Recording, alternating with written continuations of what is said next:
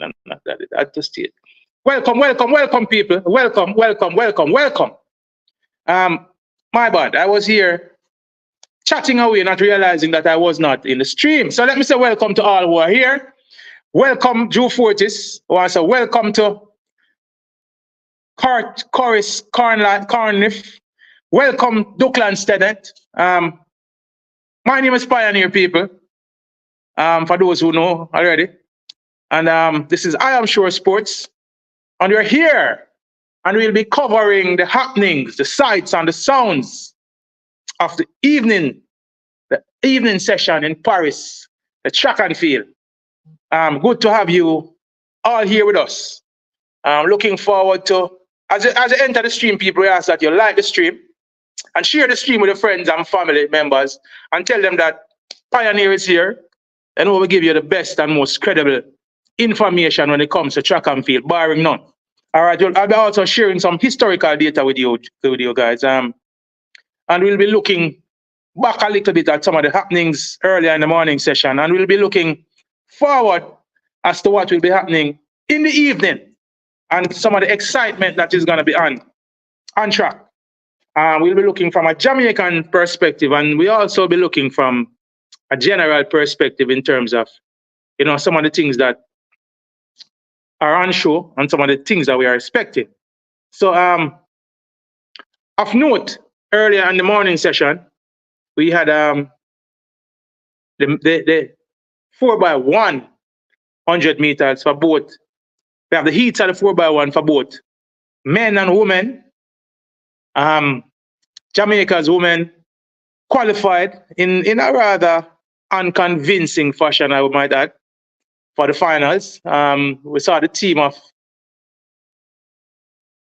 Alana Reid,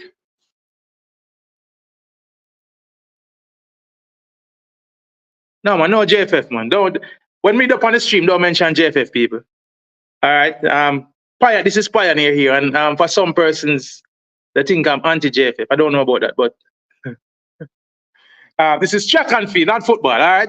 So as I was saying, we saw earlier we had the qualification, we had the heats for the men and women 4x100 meters. We saw Jamaica participating in both.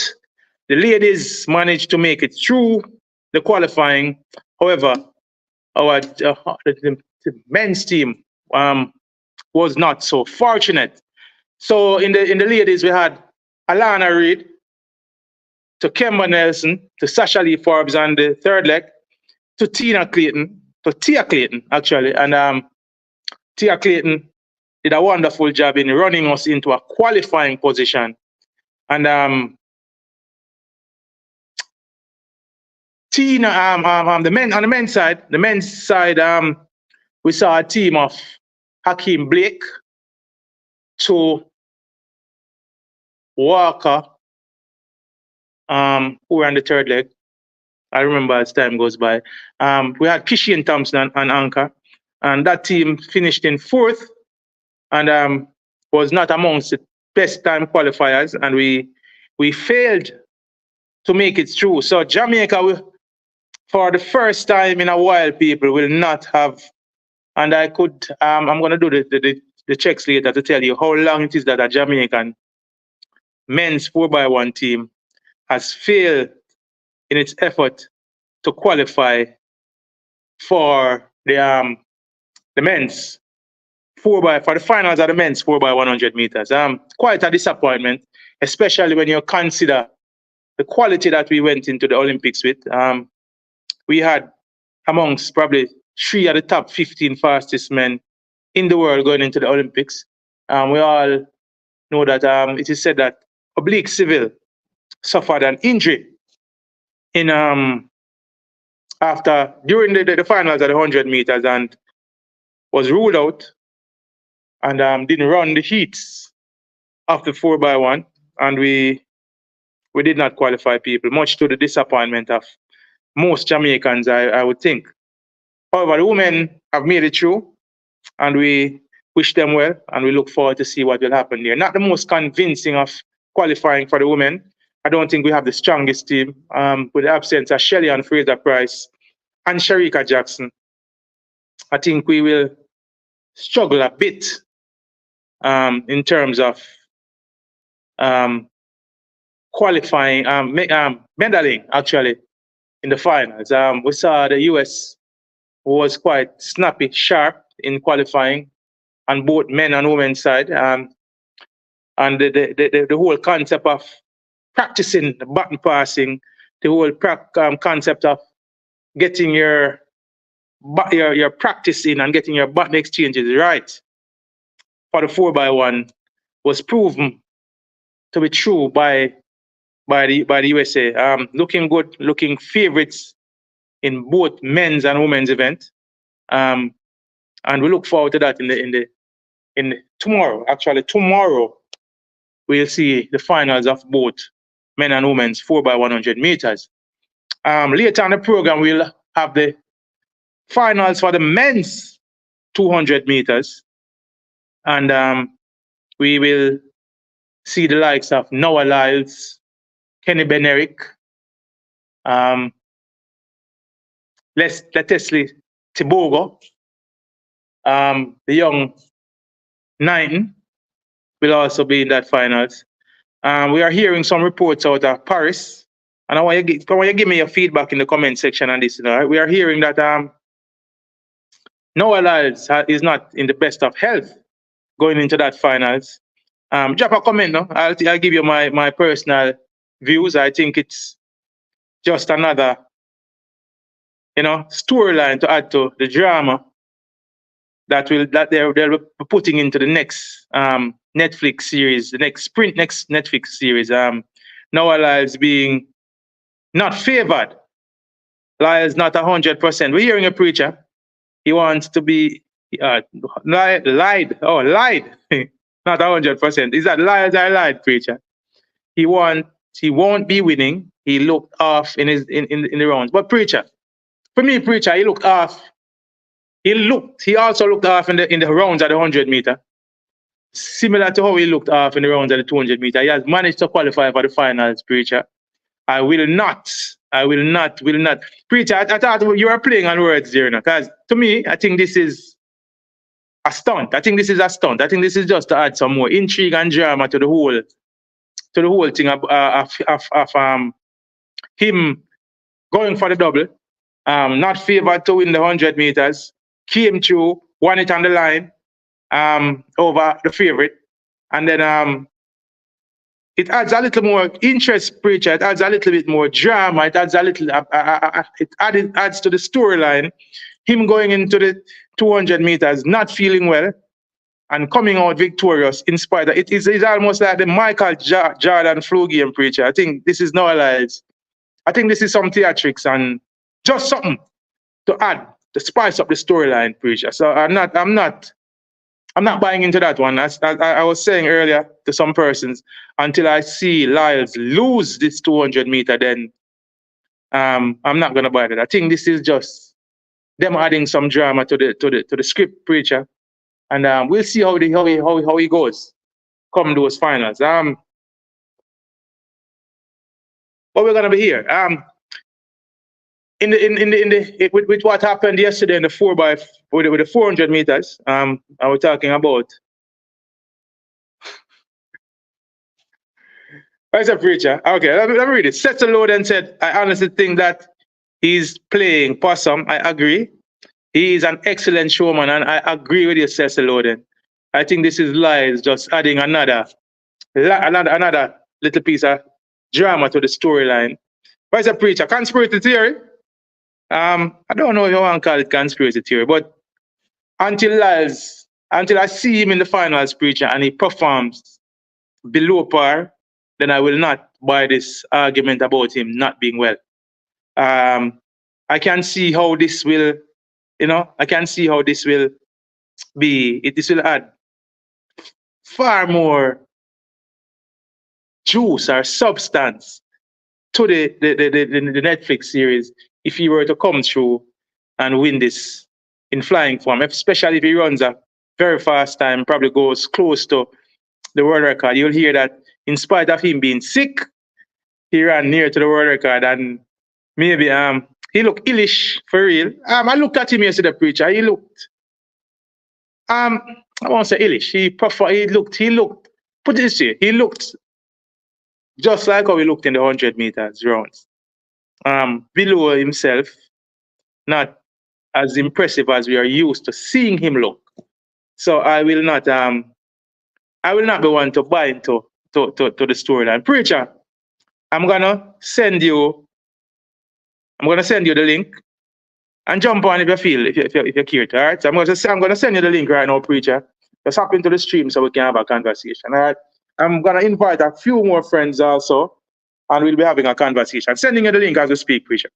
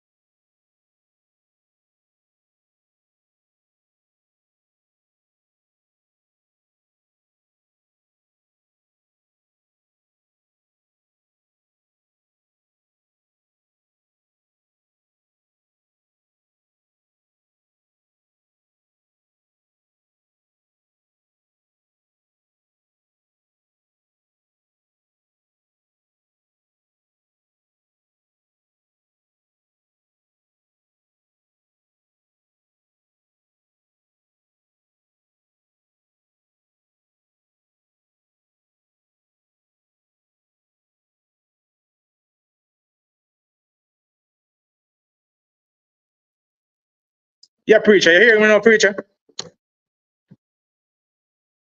You hear my preacher? Hold on. Let me see. We can't get the sound up. I don't know if you're hearing my preacher, but I'm not hearing you. You hearing my preacher? Hold on. All right. Preacher, you hearing me? But I am not hearing you still. So let me see if I can do something to kind of adjust the sound here. Come true, preacher. Let me see if I can hear you. Oh, here, echo from you. Yeah, man, you hearing me fine here? Not hearing you so well. You muted fine here. Are you hearing me now? Yeah, man, but there's an echo, there's a kind of feedback. All right, yeah, man, I'm hearing you now. All right, so I fixed that. So, yeah, preacher, you're saying about Lyles and him playing possum. No, what I am saying is playing possum, and you are saying that he looks genuinely ill. So I don't know. I saw him in the semifinals yesterday, preacher, and he looked as I said, he ran himself into a qualifying position for me, and I think that was the plan. We are hearing you're hearing about it, preacher. Say something, because I'm not hearing you coming through. Oh, what is happening here? Somebody in the comment section tell me if I'm not hearing, preacher, because I am not hearing. Yeah, man. You hear me now? Yeah, hearing you now. I'm hearing you now. Yeah, man. Yeah. You're saying. All right. In the 100, apart from the heats, Noah was not the fastest man in his race, in any of those races. Yeah. So it shouldn't be surprising to us that he would look away in the semifinal against Oblique Seville, who has beaten him before. Okay. In the finals, he ran his fastest race. The 200 meters is his pride and joy. He has not lost that 200, I think, in about 20 other races coming into the Olympics. if my memory serves me well. All right. So you're saying based on the fact that he was beaten by Tobago, and I mean he didn't even break 19 seconds, 20 seconds. You're thinking that the reports are indeed true that he's not well. Yeah. So for a man who prides himself in the 200, going into a semi-final, he'd want to send a message to his competitors. And I watched the race. I was saying it to my wife that he looked sluggish. Yeah. It could have been leg issues, but then he went to the medical tent after the 200, and I was following several different commentaries and saw a few clips of him, and he didn't look himself. So go ahead. So I don't know. I mean, he could very well be playing possum, but I think the Preacher, you're aware that the cameras, the sprint team cameras are there following him around the Olympics. So they're recording every movement, they're recording every act. So I think, as I said, Preacher, for me, until I see him in the finals and he doesn't perform, then I'm gonna maintain that I think this is all a part of the script that the flow is saying he also slowed down in the 200 heats. Let's see how things play out, Preacher. Preacher, I don't have a schedule. I don't know if you have it with you. Yeah, I don't have it in front of me as well. So I might have to step away from it because I have a specific thing I'm trying to complete before the races start. All right, but I said it. I still, whether Noel was fit or not, or is fit or not, I have Leslie Tebogo creating an upset, yeah man, disrupting the American trio and probably even challenging for that gold medal. So you definitely have him breaking up the 1, 2, 3, and you have him possibly challenging for the gold.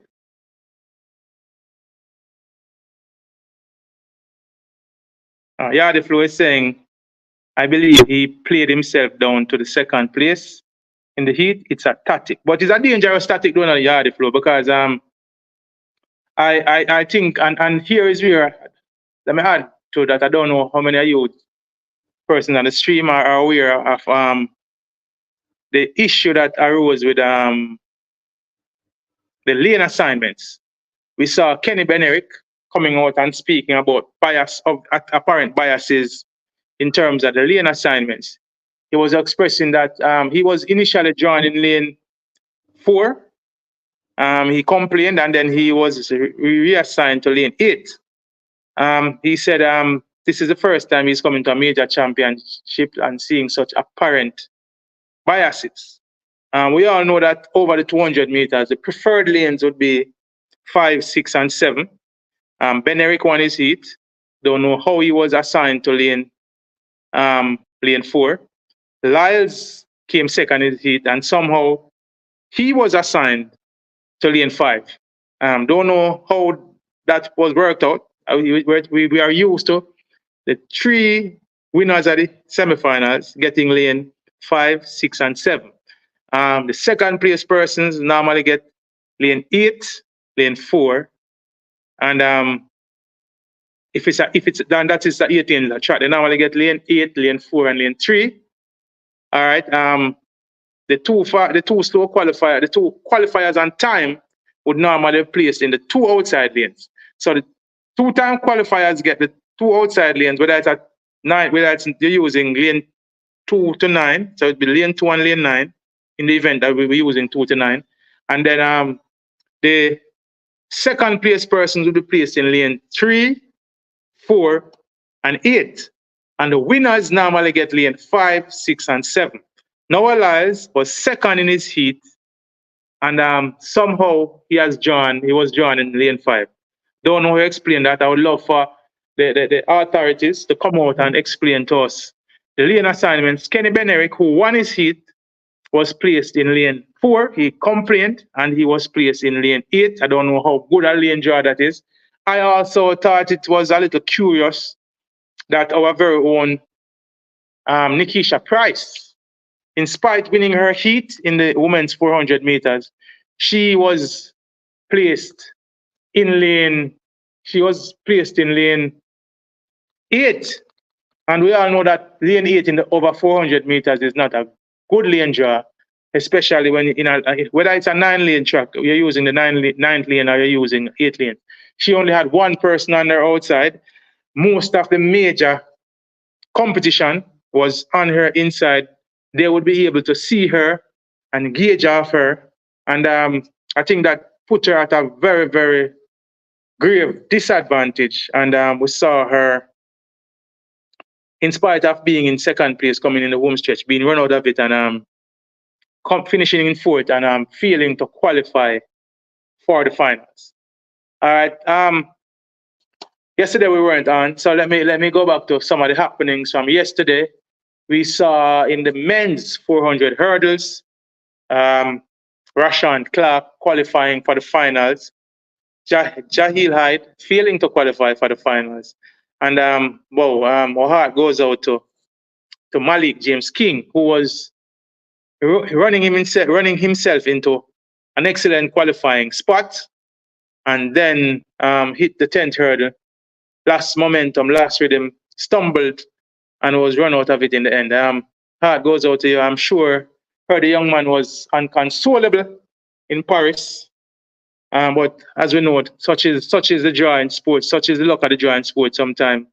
I'm sure he'll use this to fuel himself towards in the future. I'm sure this will hurt him and he will, pull it together. He has the World Championships next year. We hope that throughout the whole off season when he's training, he will bear this in mind and, come back next year with a bang, possible to be amongst the medals at the World Championships. We also saw yesterday, I want to say congratulations to Rajesh Stoner, who mined Jamaica's first gold medal in Paris. Certainly one of the unexpected medals, definitely an unexpected gold medal, showing an Olympic record of 70 meters, 0.00, outshowing the world record holder to lift Jamaica's first gold medal in these Olympic Games. We say congratulations to him. Things were getting a little depressing. We were looking like we might have finished the Olympic Games based on how things were going without actually winning a gold medal. All right, I want to say welcome to everybody as they join us on the stream. We implore of you to like the stream as you come in. We also ask that you, if you are here for the first time and you're not subscribed, we ask that you subscribe to the channel. We are one of the best and most credible, authentic Jamaican YouTube channel. My name is Pioneer and I'll be here with you for a while. I'll be joined by a few friends later on, and Manningsman, who is our regular host on the channel, will join later in the day. But we're here waiting on the track and field to start, people. If we ask that you drop your comments in the comment section and we can have some discussions. We have the flow saying, Preacher, yes, you hit the nail on the head and there could be an upset.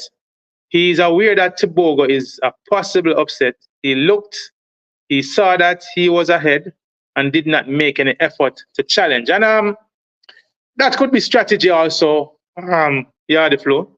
Why extend the energy? He has run 3 rounds at the 100 meter. He had run 4 rounds already, and that was his 5th round in the Olympic. And why not save it to put it all out in the finals? We are waiting to see how he looks in the final, both on the track and both in terms of his physical body language, in terms of seeing how he approaches the race. And that, for me, that will determine whether I'll agree that he's not well, yes or no. Cecil Loden says, lane draws in the Olympics have me scratching my head. I observed that quite a lot of our athletes get lane 8 and 9. And early in the Olympics, Cecil Loden, while I was on here on I Am Sure, there were persons in the comment section commenting about that. I dismissed it at the time, especially in the heats. I was saying the heats, I know the heats to be a random draw. The names are put into a computer. The computer randomly draws the names, and then the lanes are assigned. However, come the semi-final and the finals, guys, you use the term scratching your head, Cecil Loden, and I am here scratching my head as to how did Noah Lyles end up getting lane 5 whilst coming second in his semi-final. I think these things will need some explanation from the IWF when the track and field program is over. And I'm hoping that our persons who are there in our persons from the J3As or even the JOA who are there in Paris would find it prudent to ask these questions of the organizers as to how these lane assignments are done. Because personally, I would love to know how come Nikisha Price was drawn in lane 8 after winning her heat, her first round heat, comfortably actually. So as we speak, I'm seeing cycling on track, and we await the program. But just to take a look back at some of the happenings from yesterday also, we had our ladies in the 100-meter hurdles, all qualifying through to the next round. The flow say I agree. I have to see him lose the 200 first. I agree with you, the flow. That is his race. Everybody know that he's a 200-meter specialist. He gambled and came down to the 100-meter and found success. So I'm sure that if he is indeed not well, the medical staff will be pulling out all the stops here on the floor to get him ready. Because I'm sure that he's relishing being, he is presently double world champion. I'm sure he's relishing the thought of being double Olympic champion. So we ask that as you come in, you hit the stream, hit the like button, people on the stream. We ask that you share the stream with friends and family. If you are in a WhatsApp group, feel free to share the stream in your WhatsApp groups and have your friends join us here. We'll be going through the rest of the program for the evening, and I'll be giving you analysis, I'll be giving you commentary, and as I said later, we'll be joined by a few friends. Who that in the thing? Ricky 10 in the house. Welcome, Ricky 10. Yeah, man, good to have you here with us. What you say, Ricky 10? Give me your predictions on the 200 meters. Huh? We know you carry a natural American bias to the thing, you know. So, give me a non-American bias predictions for the men's 200 meter. Welcome. We say welcome to all. And we ask again, as you come into the stream, people, we just ask you, just like the stream as you come in, just help us to extend and expand the algorithm so we can go out to others. We ask that you drop a comment in the comment section. We also ask that if you are here for the first time and you are not yet, you haven't yet subscribed, we ask that you subscribe to the channel. Again, I'll say the best, most informative thing and most credible YouTube channel when it comes down to track and field. Where's the Ricky 10? You fly the American flag, my brethren. All right. We see that. The flow, don't worry yourself, man. In time, you know, that will come. But in the meantime, you know, I am sure is my home for right now. And even when I have my own channel, you can look forward to seeing me here, and I am sure. Anthony Allen, Thibault gonna destroy Noah in the 200 meters. Anthony Allen, I want you to remember that the Americans have 3 very good contenders for the title here. There is Kenny Benerick, who I'm sure, based on his protest of the lane that he was joining, I'm sure he's harboring hopes of getting one up on Noah Lyles here in the 200 meter. You get the feeling that the 200 meters is also Kenny Benerick's better event. There is also the young Aaron Knighton who had his troubles early in the season. looked really good in the semifinals. Shut down to a really good time. So let's see. Ricky 10 said, bold record will be gone this afternoon. Ricky 10, now your American bias is showing, Ricky 10. Let's see. There's a records are made to be broken, you know. Let's see if Noah Lyles or any of the other gentlemen who will be contesting the 200-meter finals have it in them to get to 19.19. All I know is the Americas for the Americans. All right, so just bear with me and let me give you the lineup. I'm actually working with two devices here. So just let me give you the lineup for the 200 meters final.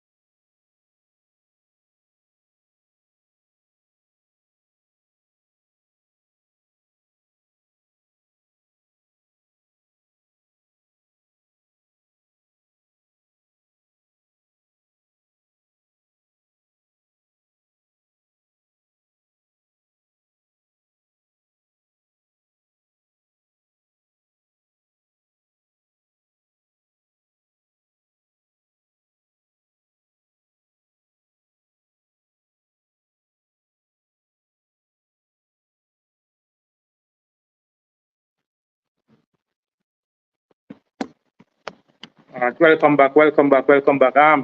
So we have the lineup for the 200 meters men, which will be on track later. We have Charamba from Zimbabwe in the inside lane. We also have Makararo running from lane 3, so they're using 2 to 9. So we have Charamba from Zimbabwe in lane 2, Makararo in lane 3.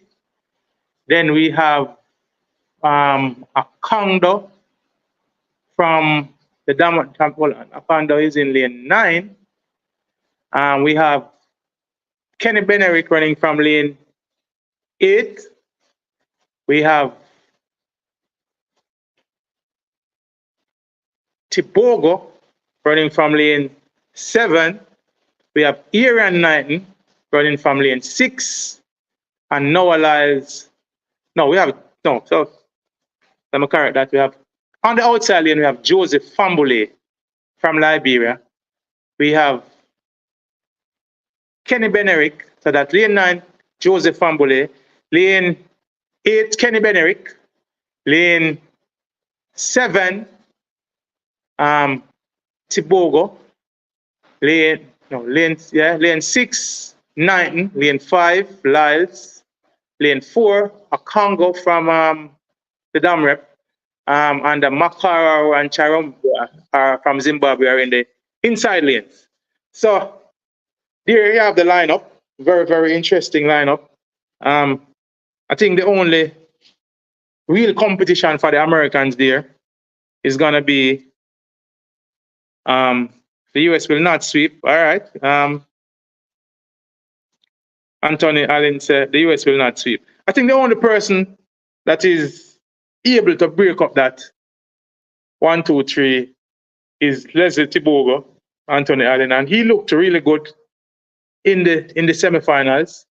As did he look good in the 100-meter semifinal also, but finished down the track. So let's see if he can indeed break up the American party. I'm sure the Americans will be looking forward to sweeping there.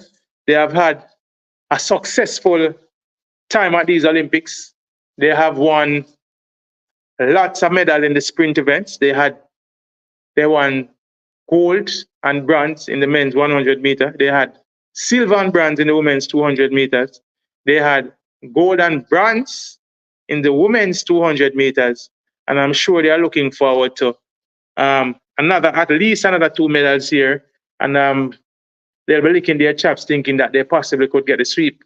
Also saw Quincy Hall from the US winning the men's 400 meters yesterday. An impressive run from him to deny Matthew Hudson Smith from Great Britain. Boy, I'm sure Hudson Smith will be feeling quite disheartened. Our mind takes us back to the World Championships last year when he was defeated in a similar manner by our own Antonio Watson. He was caught at the line and beaten, and to be beaten in a similar fashion again this year in the Olympics after running such an impressive time and running such an impressive race. I'm sure he's gonna feel. You get the feeling that he thought he had it in the bag. Brilliant finish by Quincy Watson, one of the most impressive finishes I've ever seen over a 400 meter. He came from as far back as about 5th or 4th place and ran through the field and to win the gold medal in a very, very, very impressive time of 43.40. Great running from Quincy Hall there to get the 400 meter title. Later on the program, also we should be having the women's 400 meters also. So, looking forward to the start of the track and field program, people. Just bear with me here. I'm going to give you a lineup of all the events that we'll be having on for the rest of the evening.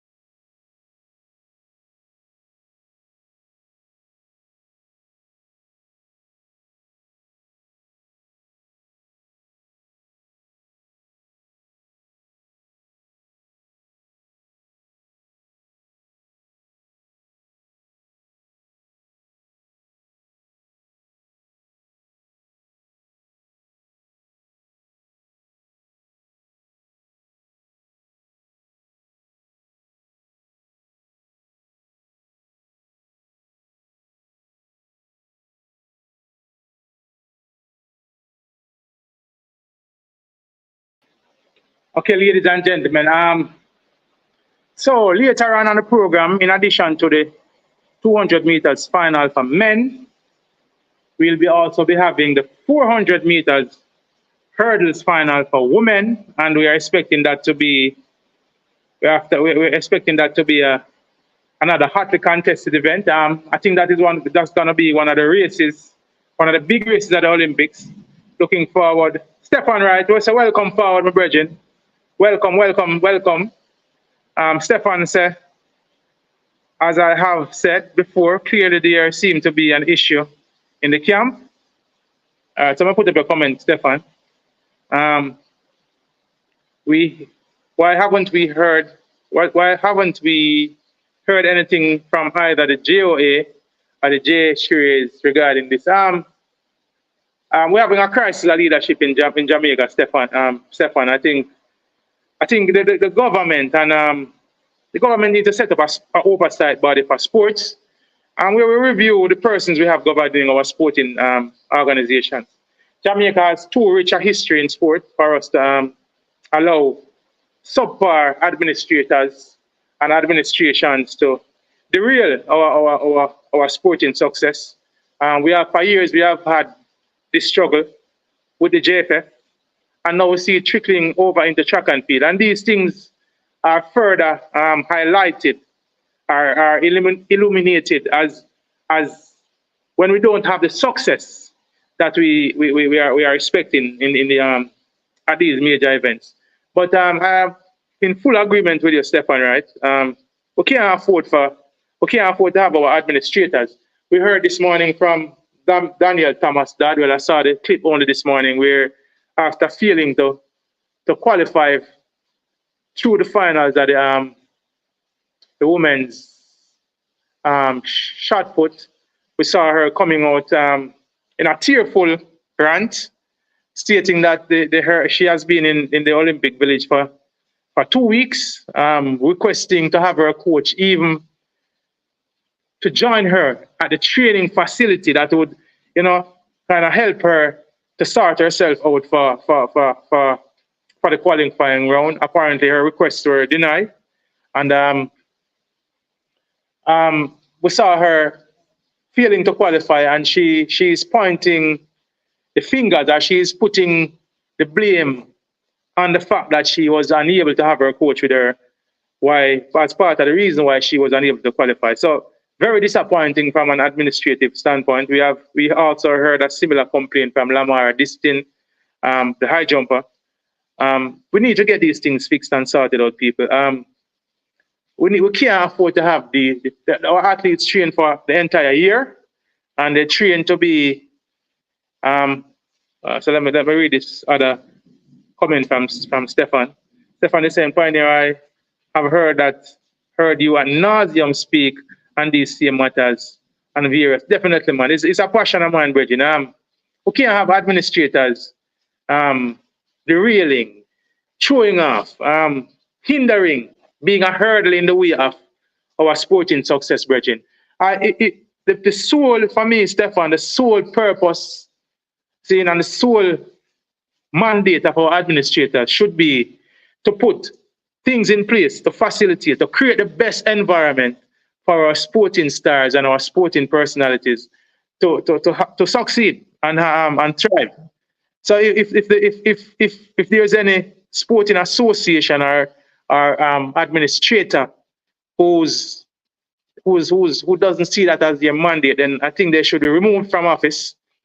We should go above and beyond. I think we should bend over to facilitate our athletes, because indeed they are the stars, and we should do whatever it takes for them to succeed. When they perform well, when they win medals, it brings great glory to the country, and that is why we send people to these meets. It's to represent the nation with a view of getting medals, with a view of being successful, so that the country can be highlighted.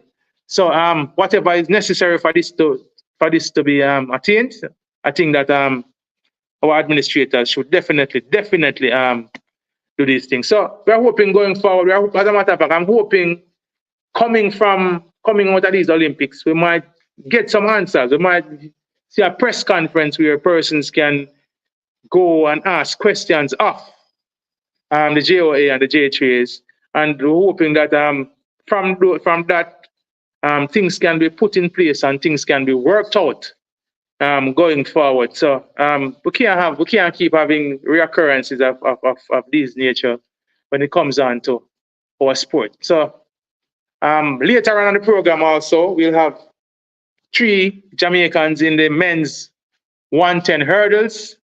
I'm looking forward to that. We'll have Hansel Parchment, Rachel Broadbell, and gentlemen are looking we're looking for a medal. We're looking for medals. We're looking for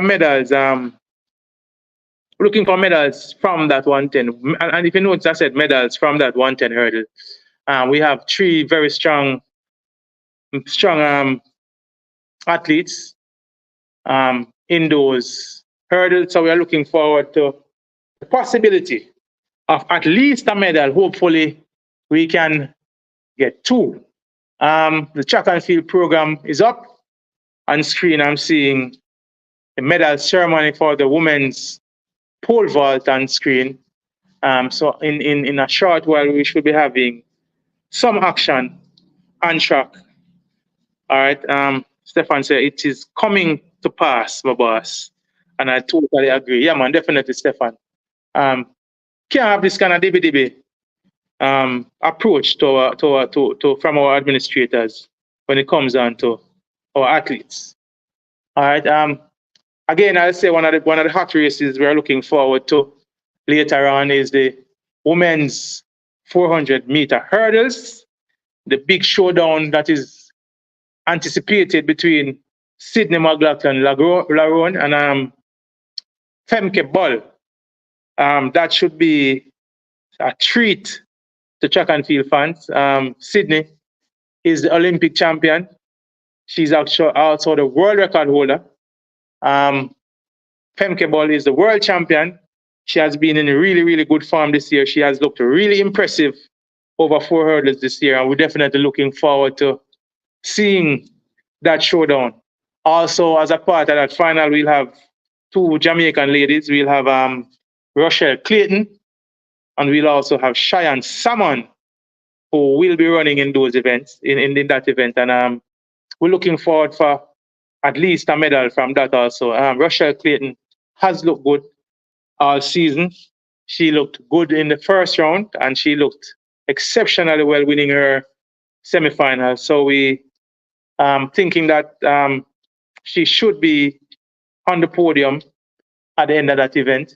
I think a threat to her winning the bronze medal might come from the American, her name slips me now, just bear with me, people, but we're looking forward to something. We're looking forward to at least a bronze medal from Rochelle Clayton in the 400-meter hurdles. Seeing on screen the presentation ceremony for the women's pole vault.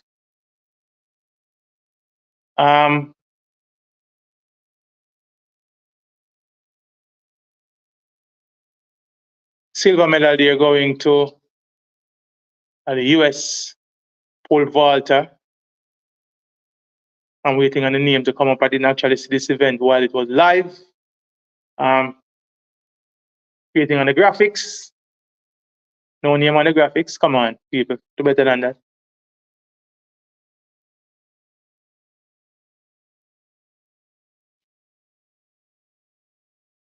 Katie Moon winning the silver medal for the US in the pole vault. And we have the Australian atop the podium. She has been in good nick all season. So gold medal for Australia in the women's pole vault.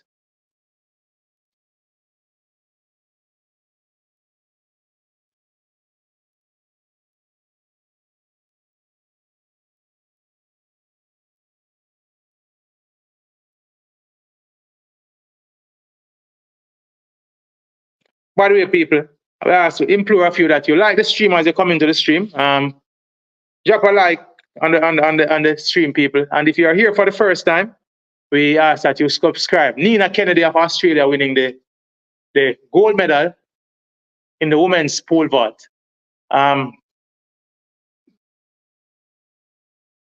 Persons in the stream, tell me, give me your 1, 2, 3 in the men's 110 hurdles. I'd love for you to give me your 1, 2, 3 in the women's 400-meter hurdles. And I'd like for you to give me your 1, 2, 3 in the men's 200 meters. All right. So drop some comments. Give me your 1, 2, 3 in the 200 meters for men. Give me your 1, 2, 3 in the 400 hurdles for women. And give me your 1, 2, 3 in the 110-meter hurdles for men. That will be closing out the program later on this afternoon.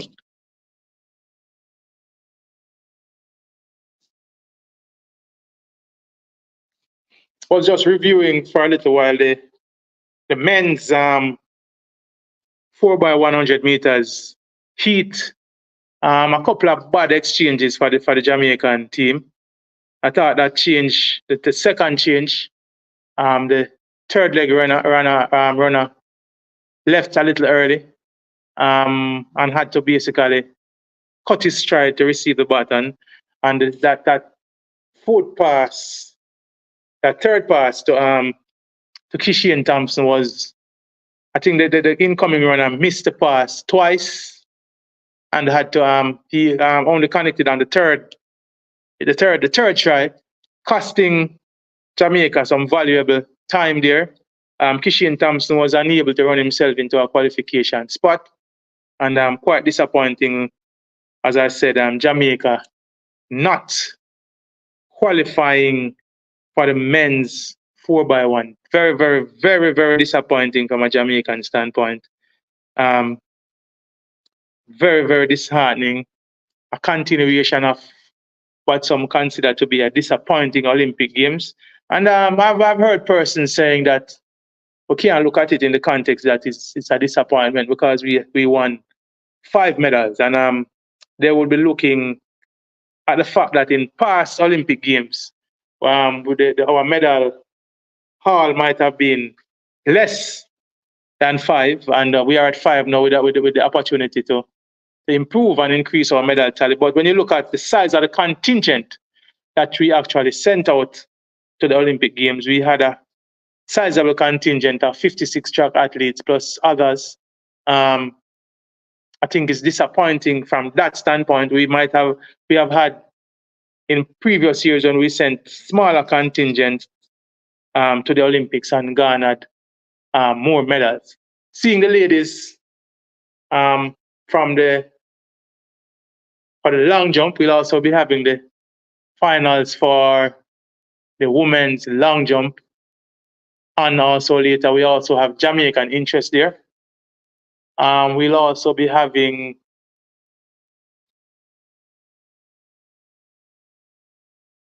all right, so we're seeing the victory ceremony here for the men's 400 meter on screen.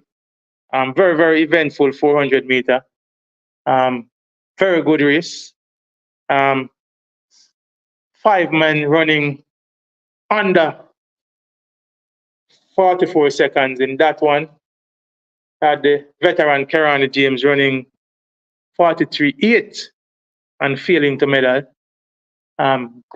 Great run from Quincy Hall to deny Matthew Hudson Smith of Great Britain the gold medal here. The medal ceremony is on screen as we speak. As you join us, people, we ask that you like the stream. If you are here for the first time, we ask that you subscribe to the screen.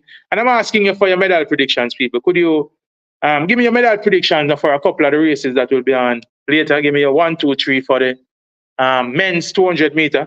That will be one of the early races on the program, the men's 200 meter final that will feature the likes of Noah Lyles, Kenny Benerick, the young Arian Knighton. Also in that will be Leslie Tobogo. We also have Joseph Fambule from Liberia in that. We have Akongo from the Dominican Republic. And we also have a couple of athletes from Zimbabwe who will run from the inside lane in that men's 200 meter. Also asking for your predictions, because I have an upset on the card for the women's 400 meter hurdles. I am going with the less fancied Femke Ball to pick up the gold medal over Sydney McLaughlin. I've been having that conversation all morning. A lot of persons think I'm crazy to think that, but I'm riding with Femke Ball to create the upset. Sydney for the silver, and Rochelle Clayton to break the national record and get the bronze. We see Matthew Hudson Smith receiving a silver medal here, and Quincy Hall waiting to receive his gold medal. Also asking people for your predictions for the men's 110 hurdles. Grant Holloway will start, overwhelming favorite, but we will feature the Jamaicans, Orlando Bennett, who looked really, really, really, really good in qualifying. Also saw Rashid Broadbell running a very impressive final part of his race to win his semi-final, and also features the Olympic champion, Hansa Parchment, who qualified based on time, so he'll be getting either the inside lane or the outside lane. I think he was the fastest qualifier, which gives him the outside lane.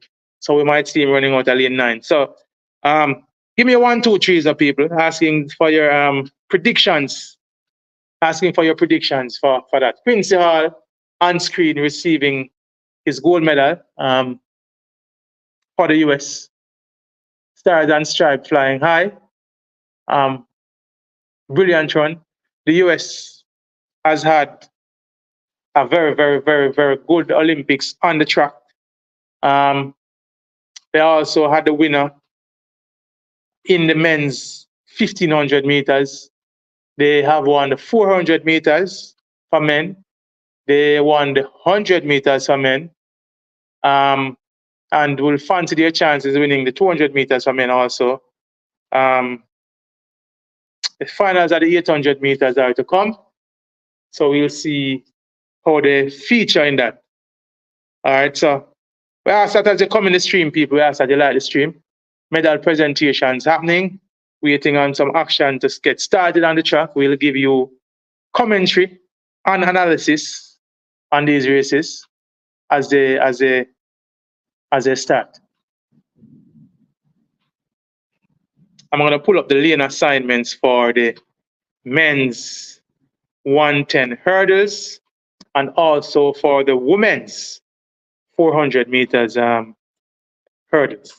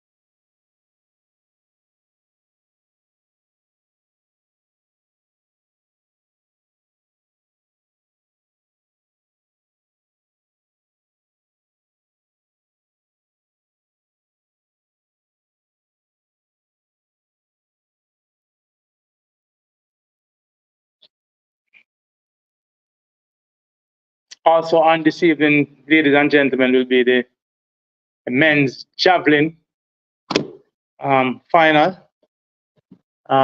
So we have a couple of medal presentations going on at this time. Also having the presentation for the men's discus.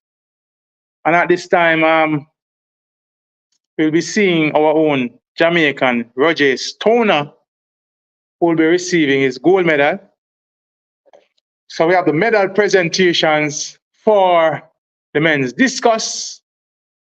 We'll be hearing the Jamaican anthem being played for the first time at these Olympic Games, ladies and gentlemen. Roger Stoner will stand atop the podium for Jamaica.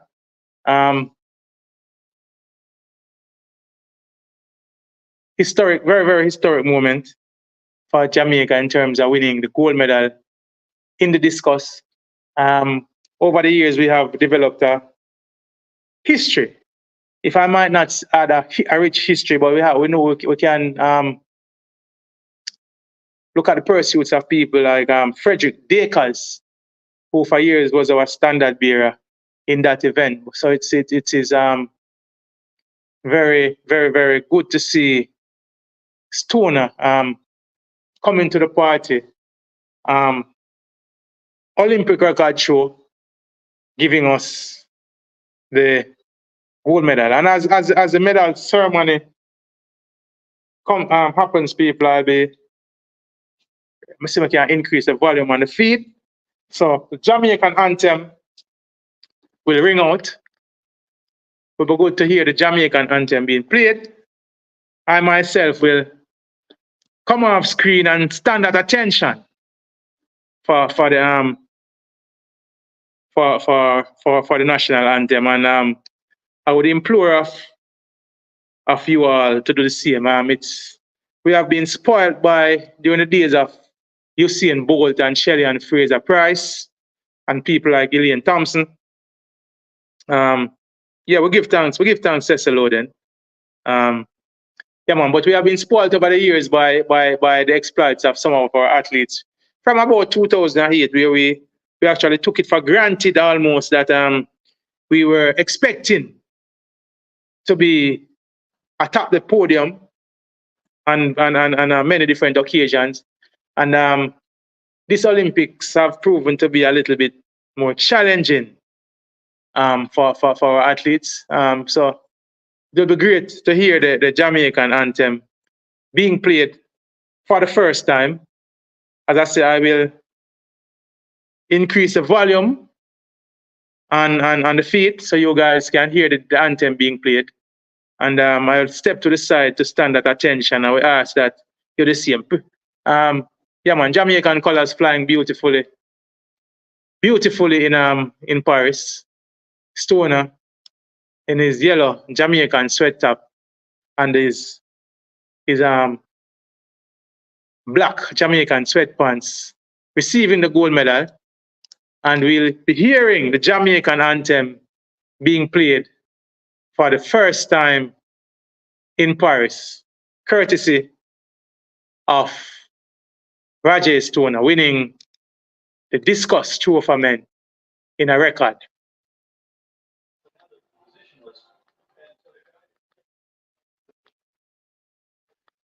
Hearing for the first time that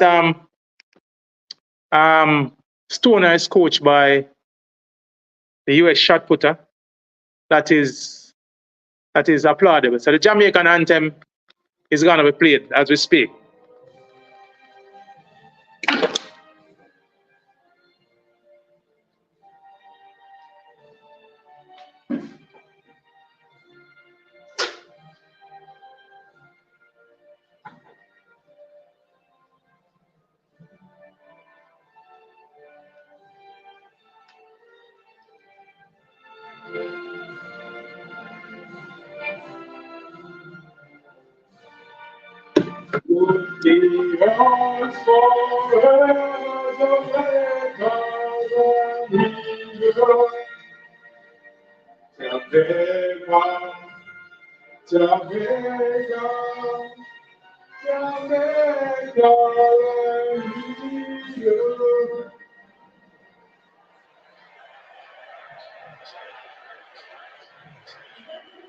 Krauser with a big hand in his success. The man who just kept at it, tried pro football. He's had a couple of pickleball training camps or mini camps, just for a couple of days, the pro trainings is there occur to be had?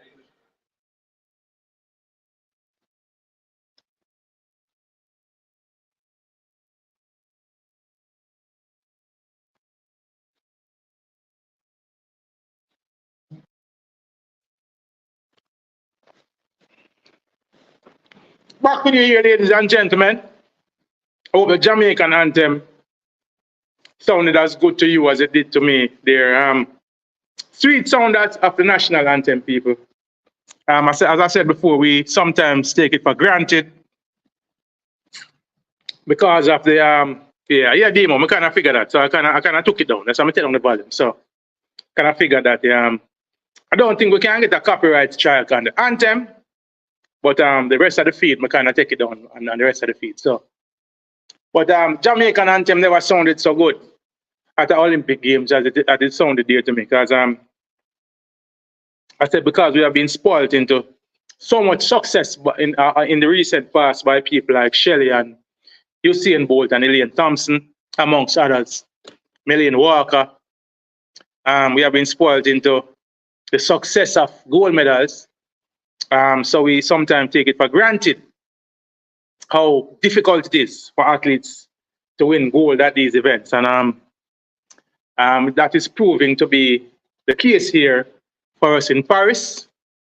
So hearing the anthem being played for the first time at these Olympics sound like sweet music to our ears, you know? So very, very, very, very warming to hear the Jamaican national anthem being played. I'm seeing the call room here. This looks like, let me see which event this we have coming up on track.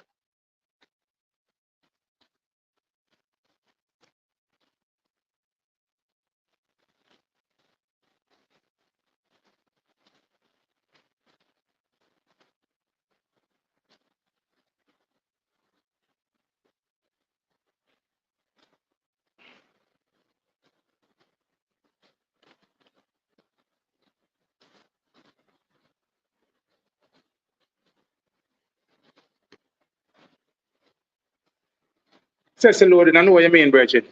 As I said, sometimes we take these things for granted. I mean, the anthem being played as the Jamaican anthem being played since 2008. It have actually, seemed like a routine thing where every Olympics we are expecting to hear the anthem being played at least a couple of times, based on the success that we were privy to have over these couple of years. So now that the success is not that forthcoming, it is definitely heartwarming, and I understand, you getting teary-eyed. Also so they're getting to a couple of medal presentations, and I guess they're doing all of that whilst getting ready for the afternoon track and field program. So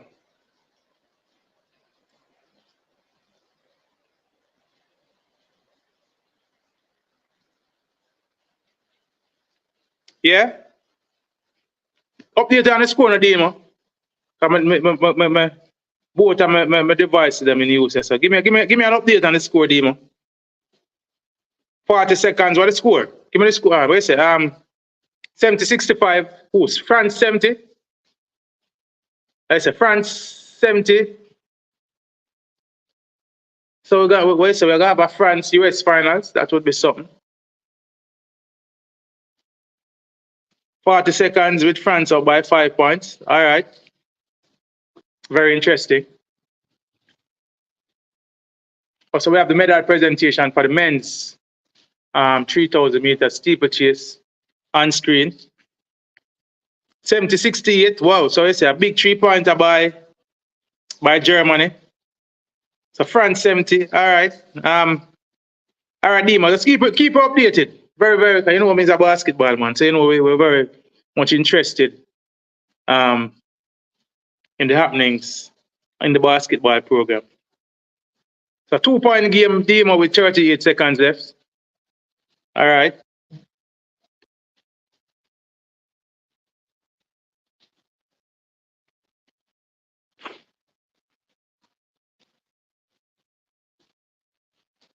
Let me see if I can.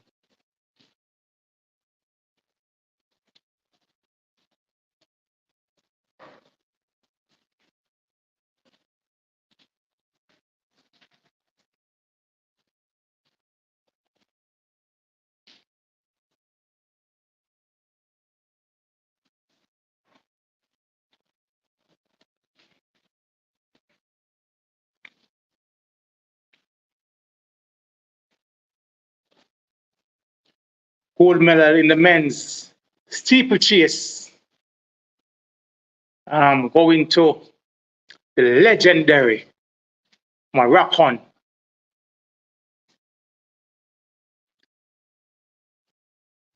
Bakali, Safani Bakali. This man has created for himself a legend in the sport of track and field. Again, winning the men's 3,000 meter steeplechase. Keep you updated, Demo, on the score in the basketball.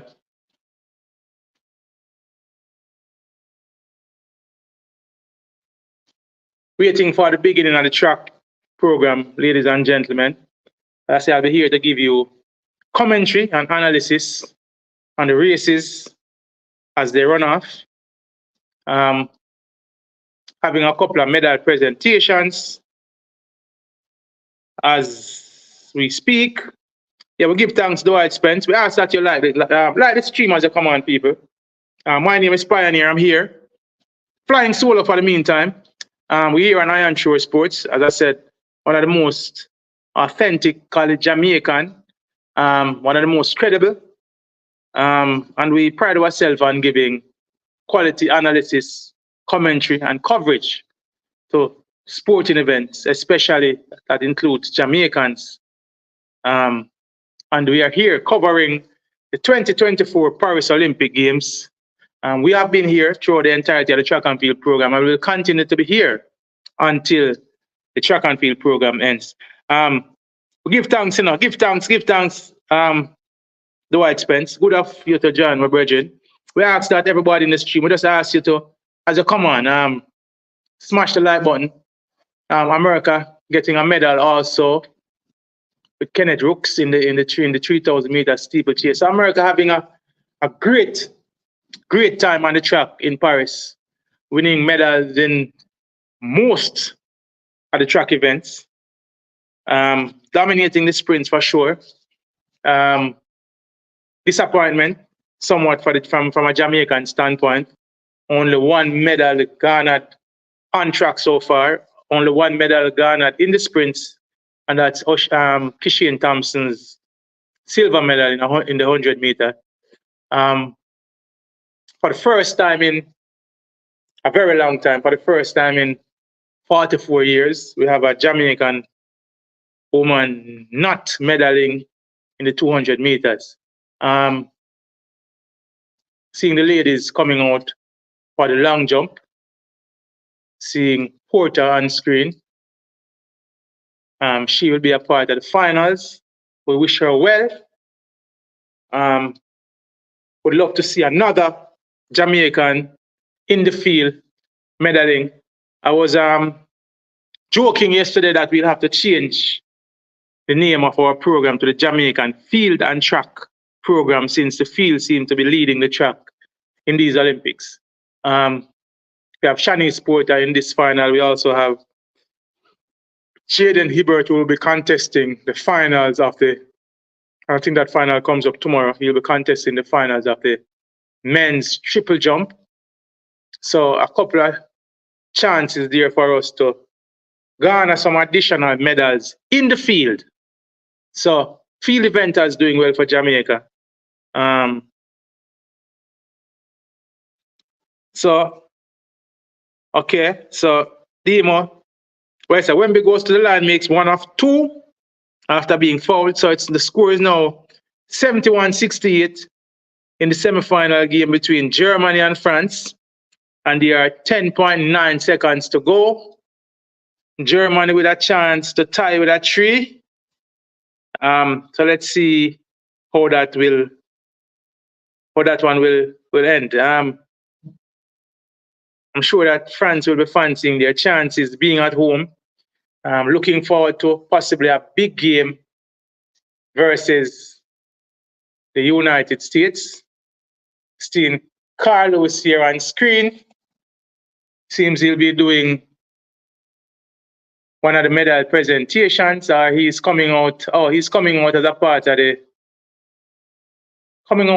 as a part of the contingent for the start of the women's long jump. Also happening are the women's heptathlon. 2 events, only 2 events been completed so far.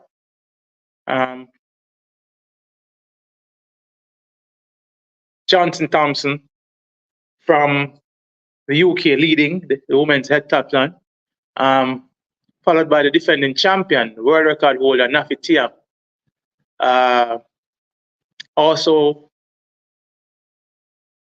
on the program cards today, as I mentioned earlier, will be the men's 200 meters, and that comes up in a little while from now.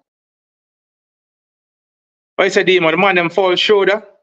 Is that on a 3-point? Is that on a 3-point attempt? Was it a 3-point attempt he was fouled on, Demo? Or is a regular 2-point? I don't know. The Jamaican streams don't seem to show the basket out, so he was fouled on a 2-point attempt.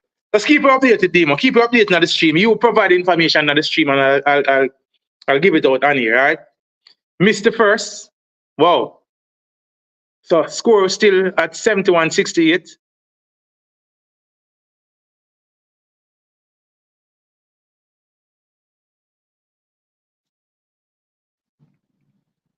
Which means France will, well, let's see what happens if he makes the second. It will be a 2-point game with France getting position, which means they will be forced to foul. So he makes the second, so it's now 71-69.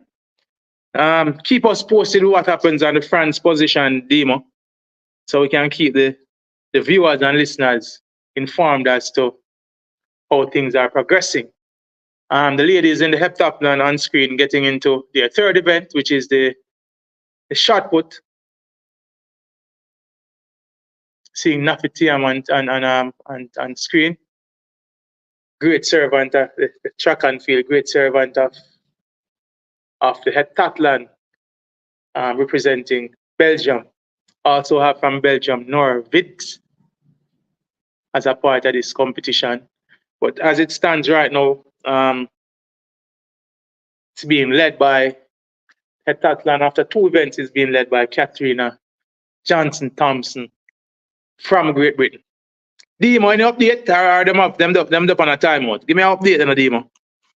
Give me an update. Seeing Noah Lyles in the warm-up area, also seeing Arian Knight in the warm-up area. Noah Lyles looks sprightly in the warm-up area. Don't know what we can make of those reports that he's not feeling well. Seeing Arian Knight warm up. Okay, so foul committed. So I said, Cardinier to the line for 2. Makes the first. Tell him how much time left on the clock to Demo. Give me the time now. Tell him how much time is left on the clock.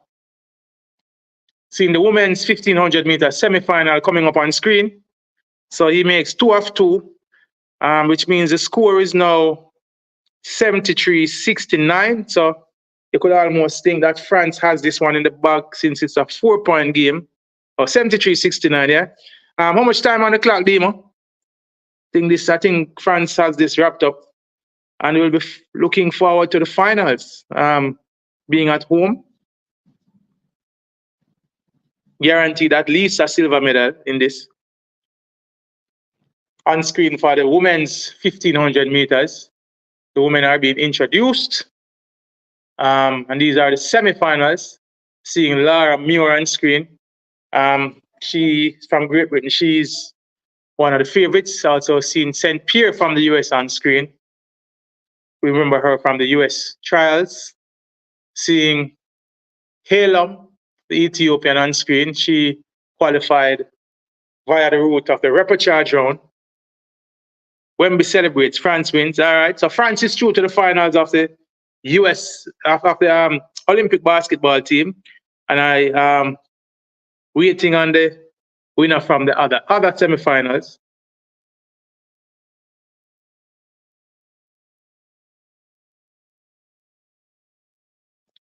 Seeing Faith Kipyegon, Olympic champion and world record holder, on screen. She'll be in this seat in this semifinal of the women's 1500 meters.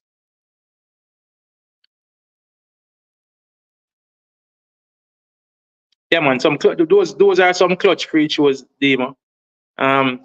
Sinking two with seconds left on the clock. It's the ice the game. Definitely. I'm sure Demo France will be fancying their chances. The women are off for the first semifinals of the 1500 meters. Yeah, Demo. I'm sure France will be fancying their chances to take this gold medal on home soil, but the US and their star-studded team will be thinking otherwise. So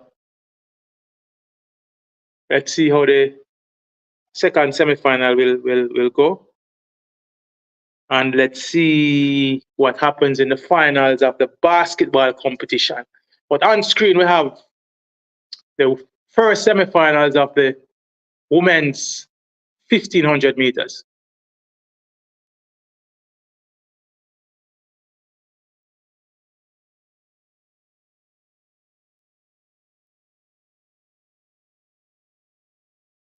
Where's the yard flow? History in the making at the 200 meters today. Tell me the history now. Tell me what history you see being made today in the yard flow. It's a history in the making. Tell me which history you see being made. Is it history in terms of a 1, 2, 3? Is it history in terms of a world record?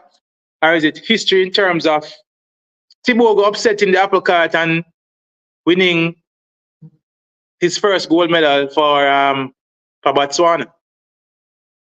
Tell me what history is being made. You say history will be made. Tell me what history is being made in the 200 meters today. Yeah, the flow.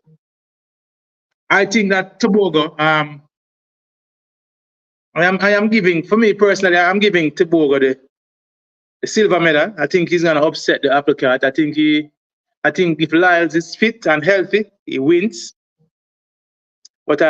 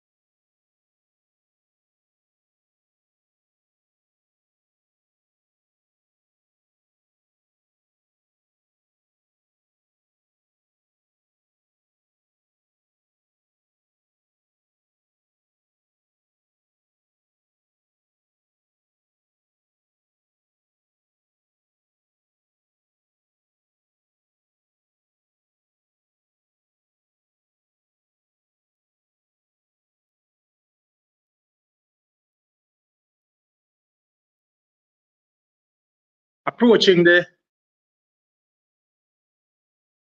home stretch of the back stretch on the final leg of the women's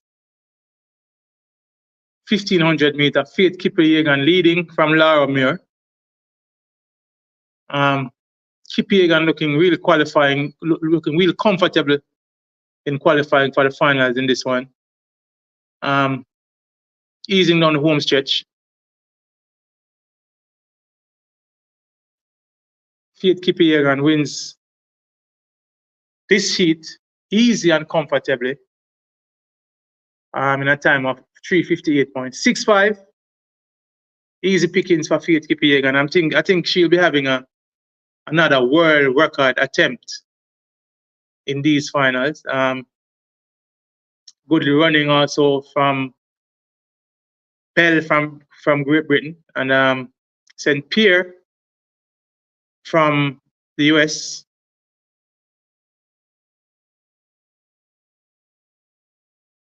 Laura Muir being run out into 4th place in this one. But light work for Faith Kipyegon in the women's 1500 meter, looking also comfortable. Super athlete, people. World record holder, Olympic champion, world champion, and I'm sure she'll be fancying her chance of being Olympic champion again and possibly going for the world record.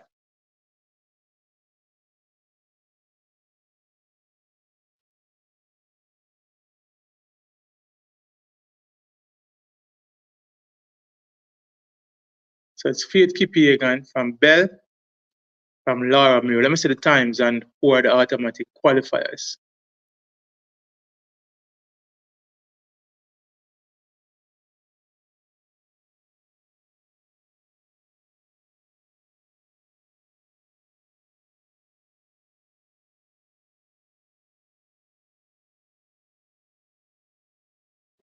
Where's the yard flow? All right. So you say, we see the history here about no yard flow. You say, yes, he has a chance for the bronze.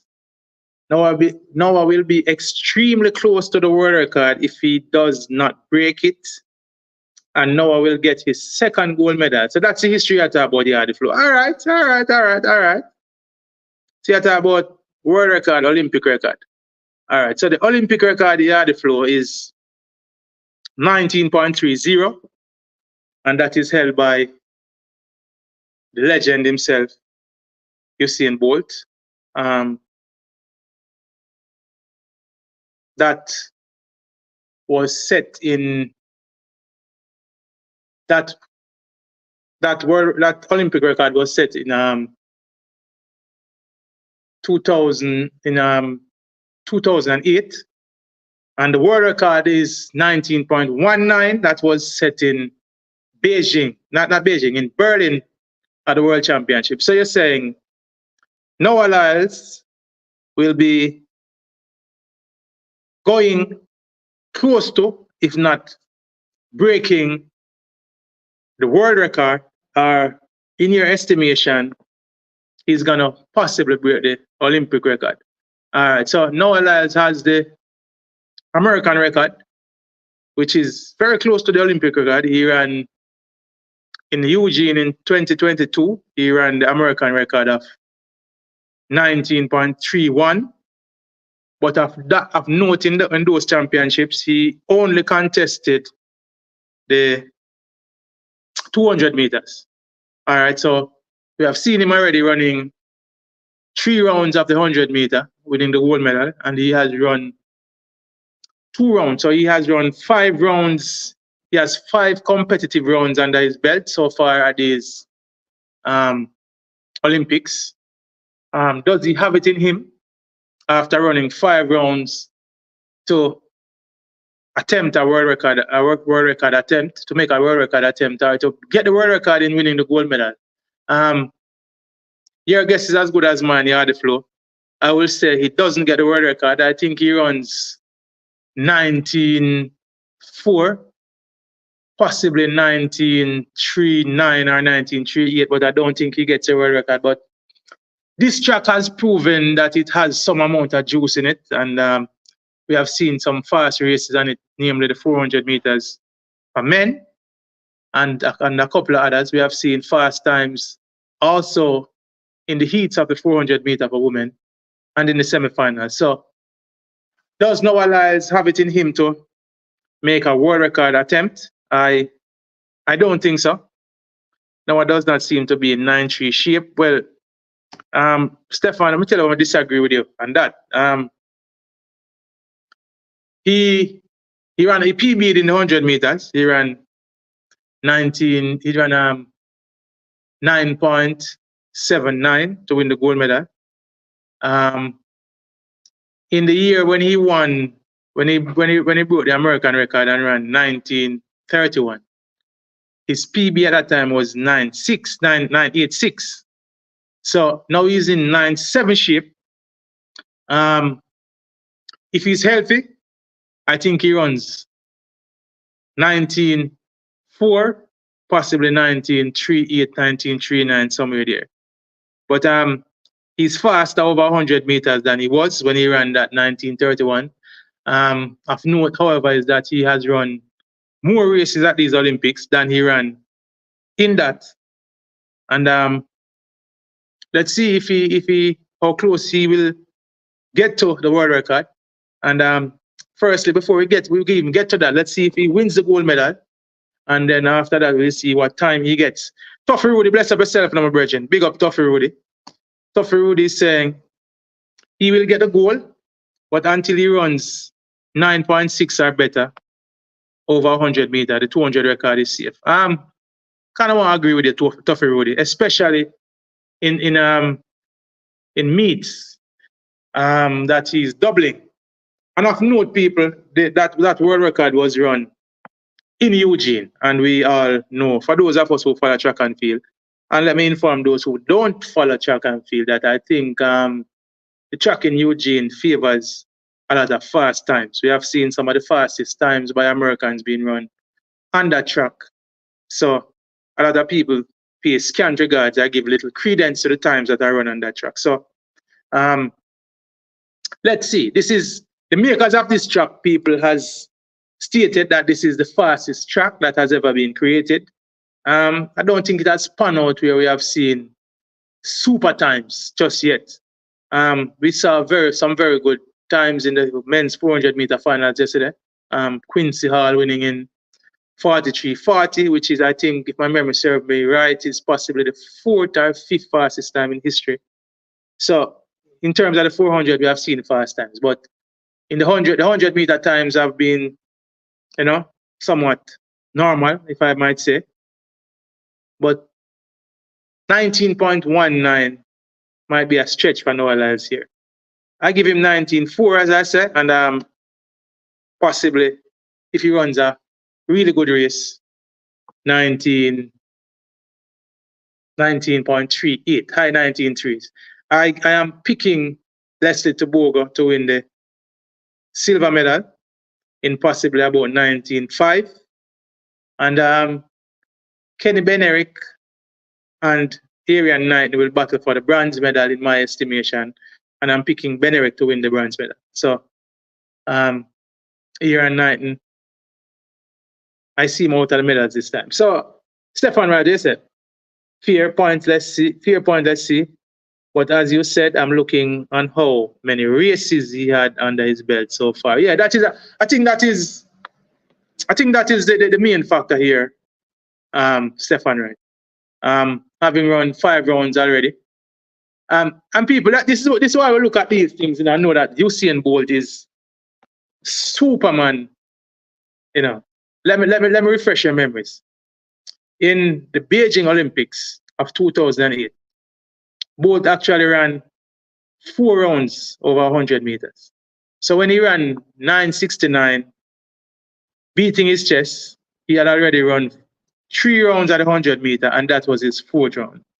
He then ran 3 rounds at the 200 meters to make it into the finals. Because there was a heat, a quarterfinal, a semi-final, and a final. So the heat has been cut out. They have opted to do like preliminary rounds to eliminate some of the. They have kind of what IOC has done. They have increased the qualifying standards for the event. So the qualifying standards for countries who want to qualify athletes is faster, and the first round, the heat has been cut out. So now we end up with a quarterfinal round, a semi-final round, and a final round. But back when Usain Bolt ran those world records, he had to run heats, quarterfinal, semi-final, and then run the final. So in Berlin, in 2009, Usain Bolt actually ran the heats at the 100 meter, the quarterfinals at the 100 meter, the semifinals at the 100 meter, ran 9.58 in the finals at the 100 meter. Then he ran the heats at the 200, quarterfinals at the 200, semifinals at the 200, and in his 8th race of the championships, ran 19.19. Super, out of this world. After running 7 rounds, to run 19.19 in your 8th race of the championships is just out of this world. Even if someone were to, and I think it's a stretch, but even if someone were to get one of his world records, especially the 200 meter record, you kind of, because it's a possibility that maybe somewhere on a fast track sometime, and I say people, this is a stretch, but let's say for argument's sake, Noah Lyles, well, say you had the flow. Benerick is to be second. All right. I said Benerick. So Benerick is to be reckoned with. Oh, to be reckoned with. Okay. All right. Yeah, man. Benerick is definitely. I see Benerick definitely as a medaling this time. He's actually the silver medal holder. Ran second to Andre DeGrasse in Tokyo. Noah Lyles picked up the bronze medal in Tokyo. A little bit of history repeating itself, people. Last time in the Olympic, Noah Lyles actually ran a bad race in the semifinals and ended up in lane 2. And that is why he was unable to run his best race, and he got the bronze medal. This time around, he ended up second, and he had been gifted lane 5. So let's see this. We just had a completion of the second semifinal of the women's 1500 meters. Let me see. We had the winner from Ethiopia. Let me get her name.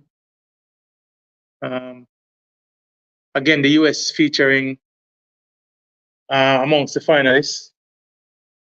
Tige, oh, so yeah, that was Tige, Sige, I wasn't Sige, was it Welleji, that one. Let me see the names as they come up, people. But for example, if Noah Lyles or somebody else were to run a 1-hour race and somehow get the 200 meters world record, I wouldn't be as impressed, considering that Bolt ran 8 rounds and then ran that record. That is just out of this world, people. Almost unfathomable to think that after running 8 hard rounds, and remember, he ran hard in the 100 meters to get that 9.58, and then to come back. Teji from Ethiopia taking the second semifinal of the women's 1500 meters. Yeah, man. So to having after running hard to get. Okay, so it's the first 4 that are automatic. Oh, so the qualifiers came up. Wow, some really fast times been running the women's 1500 meters, people. And 2 heats being contested, and we have the summary of the finalists. Will come up in a while. We have 2 from Ethiopia, 3 from Kenya, 2 from Great Britain. All the big names qualifying here, led by Faith Kipyegon and Laura Muir. Should be a banging final tomorrow. All right. So I was saying, people, if somehow somebody was to find a way to break up that 200 meter record in a 1.5 race, I wouldn't be as impressed as Usain Bolt running that record after running 7 rounds and running that in its 8th round. So, but I don't think Lyles have it in him to get the record to the gentlemen and ladies. So we're going to see how it goes. Coming closer to the time for those 200 meters finals. So Lyles in the warm-up area looking sprightly. So those reports of him not feeling well, as I said, I personally I think he's playing, he's adding to the he's adding to the storyline at the 200 meters. He's trying to create a little bit of extra drama that when he wins, it will make for interesting narrative in the next version of the sprint documentary. So yeah, the flow is saying his 3 picks are Lyles, Benerick, and Tiboga for the bronze. But I wish them all well and may the best athlete win. Yeah, definitely. Seeing on screen the shot put for the women's heptathlon, Veta from the Netherlands. Netherlands having one of the better track and field programs in the world. And I think they have gotten better over time. And I think Toughy Road, no joke for true, Bridget. And don't see it get in touch with no for true. Listen, and I said to people all the while in track and field, not Toughy Road, and I know you're an ardent track and field fan. And I say this, not all tracks and all clocks are created equal. So for example, as I pointed out earlier, for the non-track and field people who are here with us, people pay scant regards to the times. We've seen Akila Simit here in the finals of the women's long jump.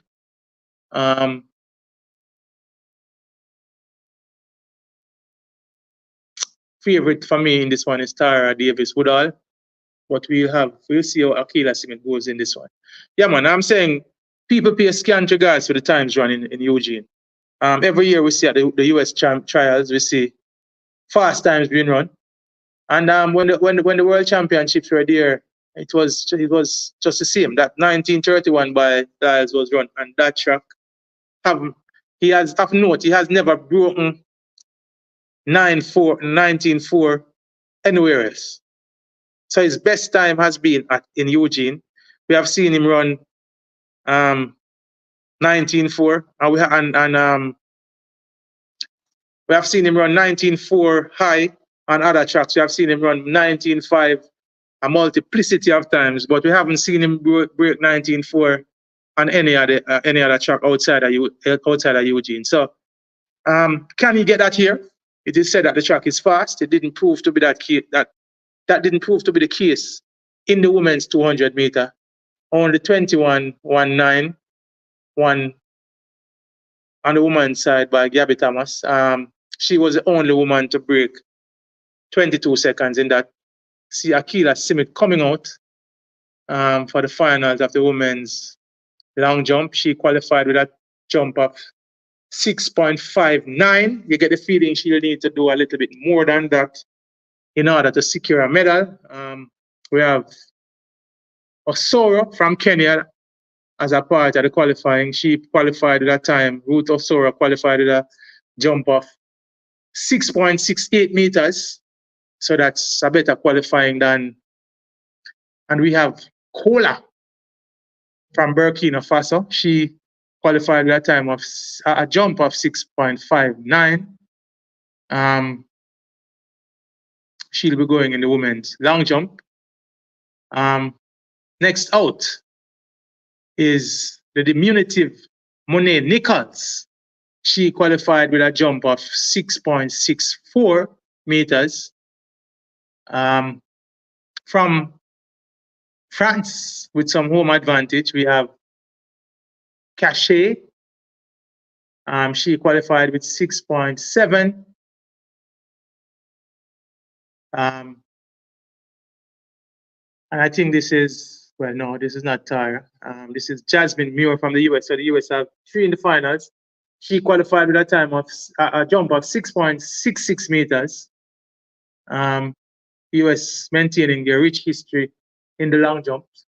From Romania, with a qualifying jump of 6.63. Graphics moving really fast here. So Nigeria also having a couple of entrants here. Broom from Nigeria, she qualified with 6.76 meters. She will start amongst the favorites. From Italy, Pacino. She qualified with 6.87. She also will be amongst the favorites here. But here comes the preempted favorite for me. This is the lady with the sass and the attitude, Tara Davis Woodhall. She was the leading qualifier with a jump of 6.90. I think she starts final here. One of the glamour girls of World Track and Field. Oh, and they didn't mention Mirambo. Mirambo from Germany. She qualified with 6.86. So some of the big guns there coming out, Mirambo, Tara Woodhall Davis. So the long jump is on, people. We have Jamaican interest in that, and let's wish Akila Simit the best. Hopefully she can pull off something like we saw yesterday from Rajesh Stoner, jumping out to a big mark, pushing some pressures on the big names, and who knows, might be able to bring home another field event medal for Jamaica. All right. Once a welcome to everybody who has joined us in the stream. My name is Pioneer, and we're here giving you coverage, analysis, and commentary on the happenings of the Paris 2024 Olympic Games. We want to welcome. We ask of you as you come into the stream, just hit the like button. If you're here for the first time, you like the vibe, you like what you're hearing, you like the coverage you're getting here, we ask that you subscribe to the channel, help us to grow. And we are going to be here for the entirety of the Olympic Games, the track and field program, that is. And who knows, maybe through the entirety of the Olympic Games into the closing ceremony. Hoping the closing ceremony is nothing like the opening ceremony. I found the opening ceremony a bit distasteful. Also on track, as we speak, is the shot put, which is the third event of the women's heptathlon. We're seeing Johnson Smith, Katharina Johnson Thompson on screen. Osoro is first up to jump in the women's long jump. Let's see how she goes. She's on the runway, striding down, approaching the board. That's a good jump to start. That looks like about 6.6 meters thereabout. Good jump from Osoro to start. Left a lot on the board. Actually didn't even touch the board. Had 19.1 centimeters left on the board. All right, but good jump to start the program for Osoro. Let's see the time. So 6.58 meters in their opening jump for Osoro, breaking the sand, putting down a marker. Mihambo from Germany is next to jump. And the action is starting to come in quick and fast on the track and in the field, ladies and gentlemen. We have the heptathlon going on. We have the long jump finals for women in progress, and approaching the start of the men's 200 meter. Miambo from Germany. She hits the board. Yeah, big jump to start. That looks like about 6.7 from Miambo. Big jump. I think that puts her in the lead. That will give her the early lead. Elegant athlete running down the runway, people. And out with a big jump. Let's see. That looks like still leaving a lot on the board, 6.3 centimeters. She got a lot of height on that jump. Excellent jumping form. Let's see the distance that she broke the sand in. 6.77 meters from Miambo, from Germany. Two good opening jumps for the ladies, setting a marker. Nichols from the US is next. Monier Nichols is next on the runway. She strides down the runway, speedy athlete, hits the board, and another decent jump that looks about 6.6. So good jumping to start here in the long jump. The ladies hitting their strides. No foul jumps so far. She too left a lot on the board, 15.6 centimeters on the board.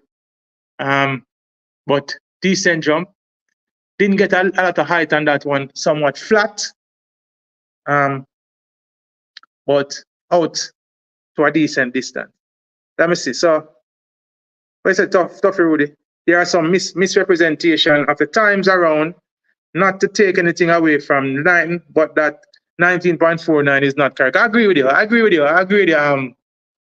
Tough Rudy, and I comment on that right after Akila Simit gives her attempt. She's on the runway.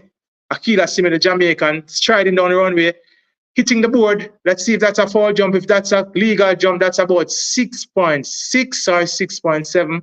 Let's see if she gets the white flag here. She's good on the board. Out to a decent jump. I think she kind of fell back in the sand. Could have gotten very good on the board, only leaving about 8.3 centimeter. Akila Simit. Good effort, but she fell back with her elbow, and I think that cost her a very big jump. Could have gotten a bigger jump, 6.66 for Akila Simit. That puts her into second place, but I think her elbow deprived her of a 6.8 meter jump there. But good jumping to start the long jump competition, people, and Akila Simit jumping her way into second place in the early goings here. Tough Rudy, I agree with you. I saw that race from 9. At the time, I thought there was no way that was a 19.49 race. It was on a little backtrack someplace, somewhere. Sometimes I wonder how does the IWF verify these times, the ratification of these times, a question at times. But when I look at that race, I would have to go and measure that track myself, Toughy Rudy, and I would have to go and run that clock myself. As I say, people, for me in track and field, not all tracks and clocks are created equal. The Italian is on the runway. She goes out to a big jump. If she gets the white flag, that is going to give her either the lead or that puts her into second. The lead presently being held by Miambo with 6.77. That looks like about 6. Good on the board again. That looks like about 6.75. Somewhere there. Let's see what's the distance that comes up. So she cuts the sand and she takes the lead. That's 6.78. 6.78, the leading jump. Yeah, back to your Toughy Rudy. As I said, so why? All right, so win some, let them is running. So why can? Okay, no man, we can't show the races live. Win some, let them. Copyright. We are bounded by YouTube's copyright policy, so we cannot. There's no way we can show the race. Some brilliant jumping to start. We have not had a foul jump. The Romanian Cutman. Another great jump, getting great height. That looks like about 6.4. Not connecting on the board. She's jumping. Most of these ladies jumping from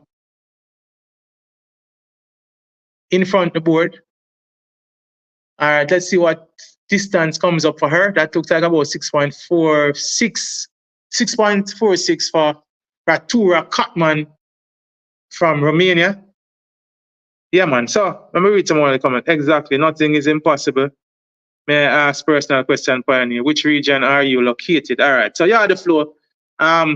Located at present as we speak. I'm in Ocharios as we speak right now, but have residence in Montego Bay, and we also have roots in St. Elizabeth, and also have residence in Kingston, Jamaica. But as we speak right now, I am in Ocharios. I'm located in the center and Ocharios center area of Jamaica. Woodall Davis on the runway. A big jump there that looks like close to 7 meters. Let's see if she gets the white flag.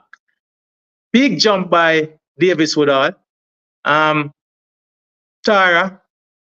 excellent on the board. A lot of height. That looks like about 6.9, leaving about 10.4 centimeters on the board. So good on the board. Getting good height. and jumping out to a great distance. That looks like about 6.9 to me. 6.93 is the distance for Tara Davis Woodall. That puts her in the lead. That puts her in the lead by some distance.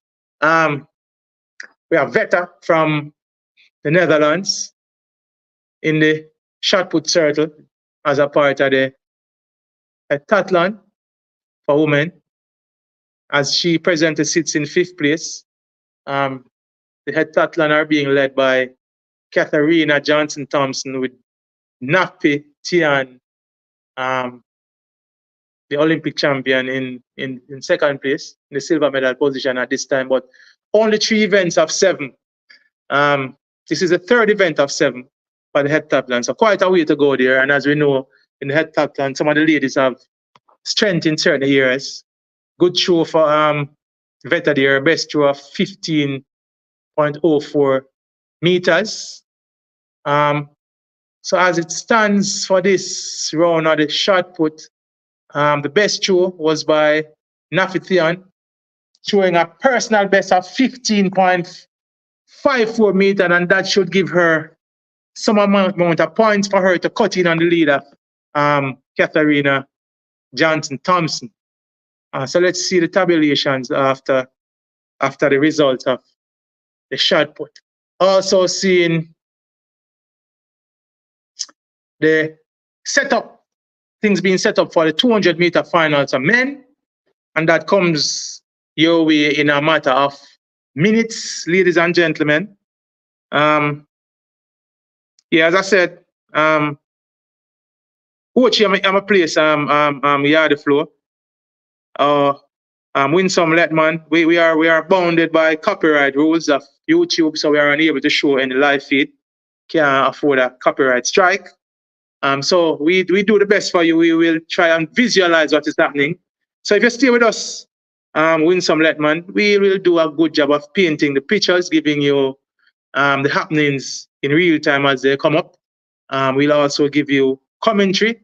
We'll also give you analysis on these races. We'll give you historical data, and we'll give you historical perspective in terms of how some of the performances match up to past performances in the respective events. All right. Yeah, man, just stay with us, Win Some Let Man. You won't be left out. We have Kola from Nigeria on the runway. She methodically strides out, hits the board, and another decent jump that looks like about 6.65 thereabout. Let me see what time, what distance will come up on the clock. Somewhat of a unique jumping style for Kola from Nigeria. Decent on the board, still leaving a few centimeters there, but a sideways motion.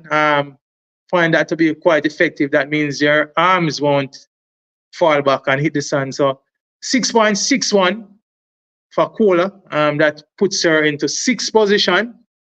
So most of the ladies going through their first jump.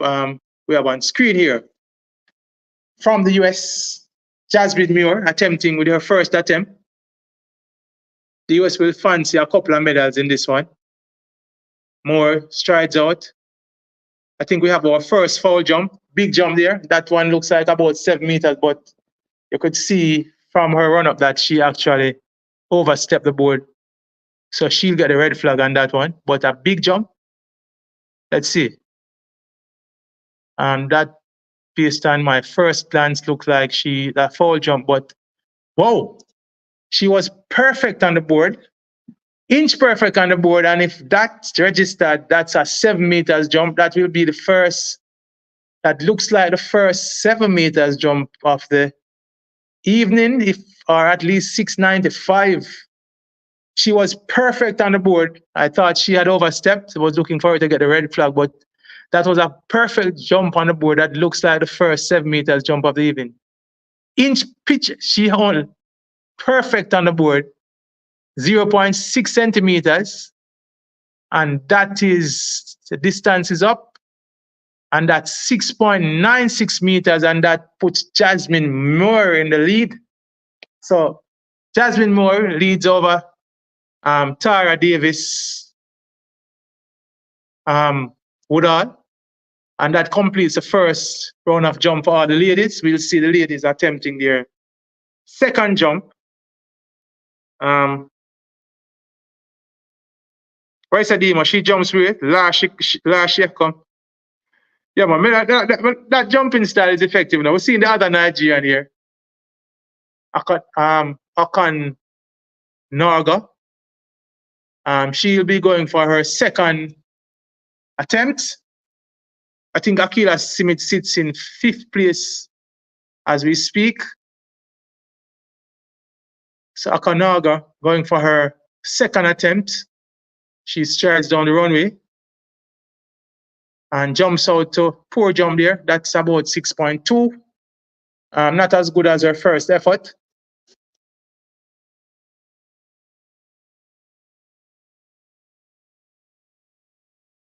Yeah, man, Stefan, right, the long jump is quite competitive. Actually, we have not seen a foul jump from the competition that started. What has happened is that most of the ladies have been jumping 6.07. That for Akanaga. That's probably the worst jump of the day. Seeing Lyles in the car room putting on his bib. He's in masked, people. We are hearing of a COVID outbreak in the Olympic Village. I've heard that a couple of Jamaicans have contracted COVID. No names. We haven't gotten any names of the hearing of a couple of Jamaicans. Seeing a visual here of Kenny Benerick in the warm-up area earlier. But as we speak, the gentlemen are in the car room. So we have Osara from Nigeria. She's in 8th place with a jump of 6.58. She's coming up for her second attempt. Very, very good long jump competition on Stefan, right? No foul jumps in the first round. Osara from Nigeria, hyping up herself. She hits the runway. Big strides. Hits the board out to a big jump that looks like a 7-meter jump. Let's see if she gets the white flag. That's a big jump. Let's see if she gets the white flag. Oh, that's a foul jump. She was some distance over the board. But that would have registered as a really big jump if it has registered. Looked like she got to about. So the first foul jump at the long jump competition by Osora of Nigeria. She still sits in 8th place with her jump of 6.58 meters. Miambo from Germany is on the runway, people. What's a demo? Lyles have COVID. He's wearing a mask, so that would suggest that he possibly has COVID. So let's see how that will affect him in finals. Miambo from Germany is on the runway in the long jump competition. She had a first round effort of 6.77.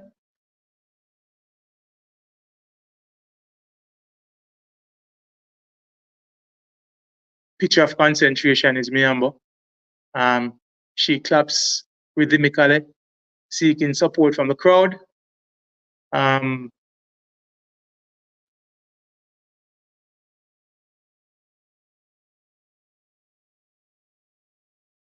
Gets into her stride down the runway. Hits the runway, a big jump. Big jump by Miambo. Let's see if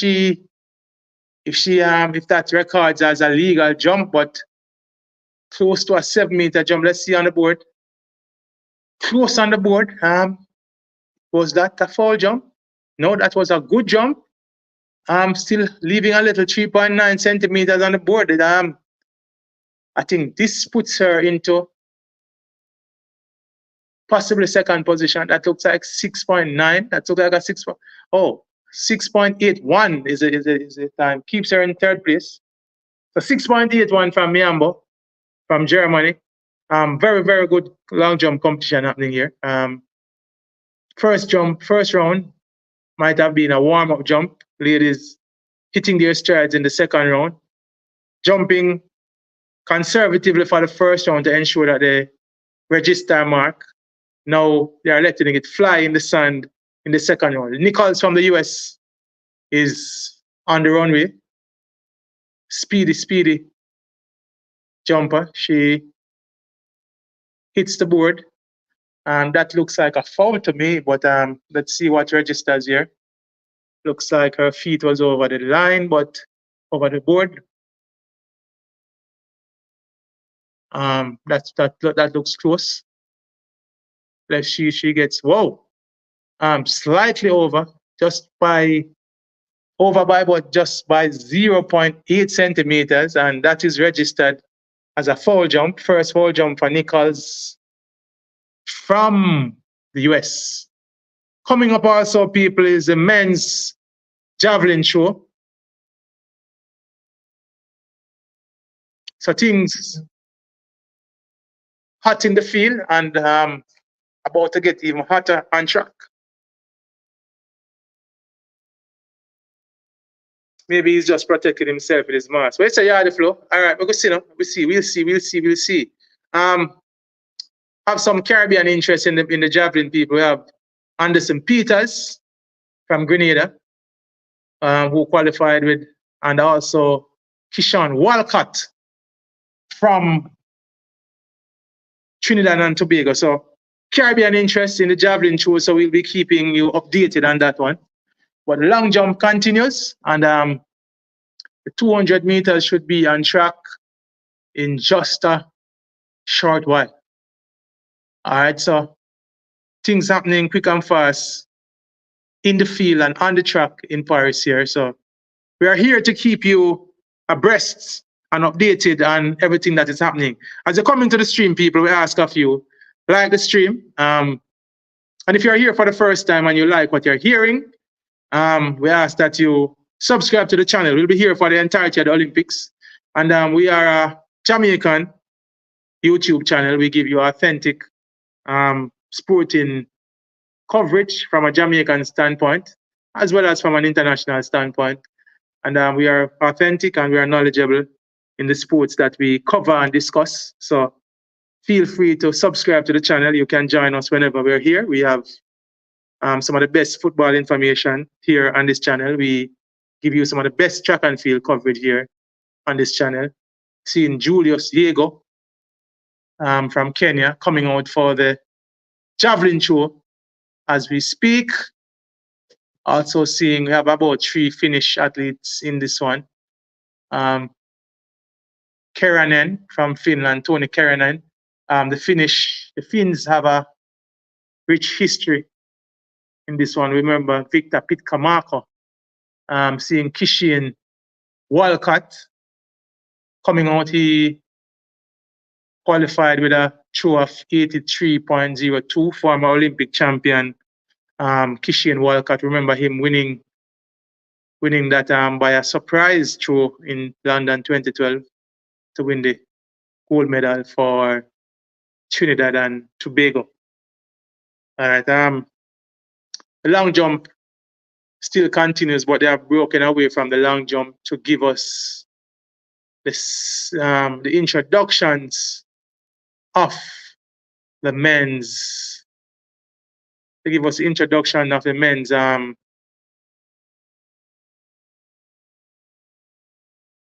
javelin shows. We're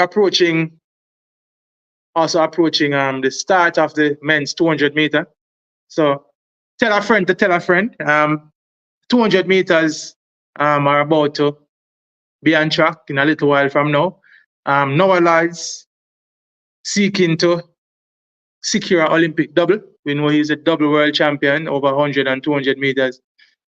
Trying to create some history here by becoming the first man since Usain Bolt to win the double at the Olympic Games. So history beckons, as Tuffy Rudy said earlier. Was it Tuffy Rudy or Yardy Flow that says, I think it was Yardy Flow who told us earlier that history beckons.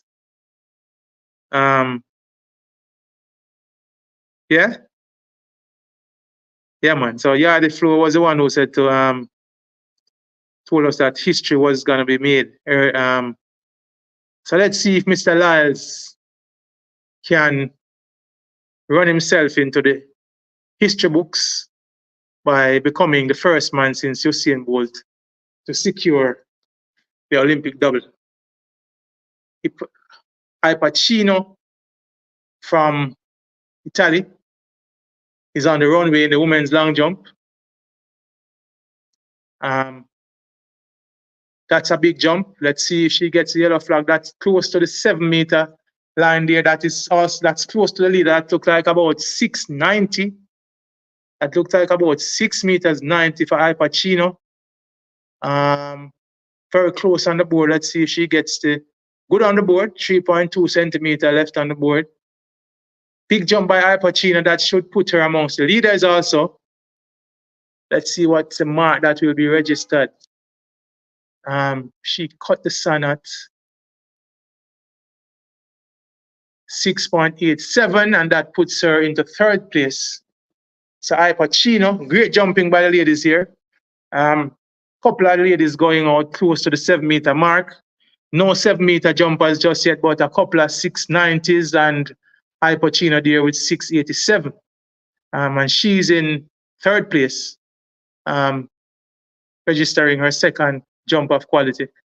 The men have started in the javelin shows. 80-meter throw to start from Volodech, and he's from Chechnya. Decent start, 80 meter. You could call it a warm-up throw.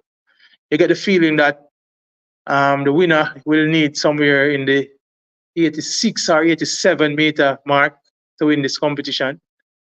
And the standard this year has been rather high in the javelin shows. So we have Peters from Grenada.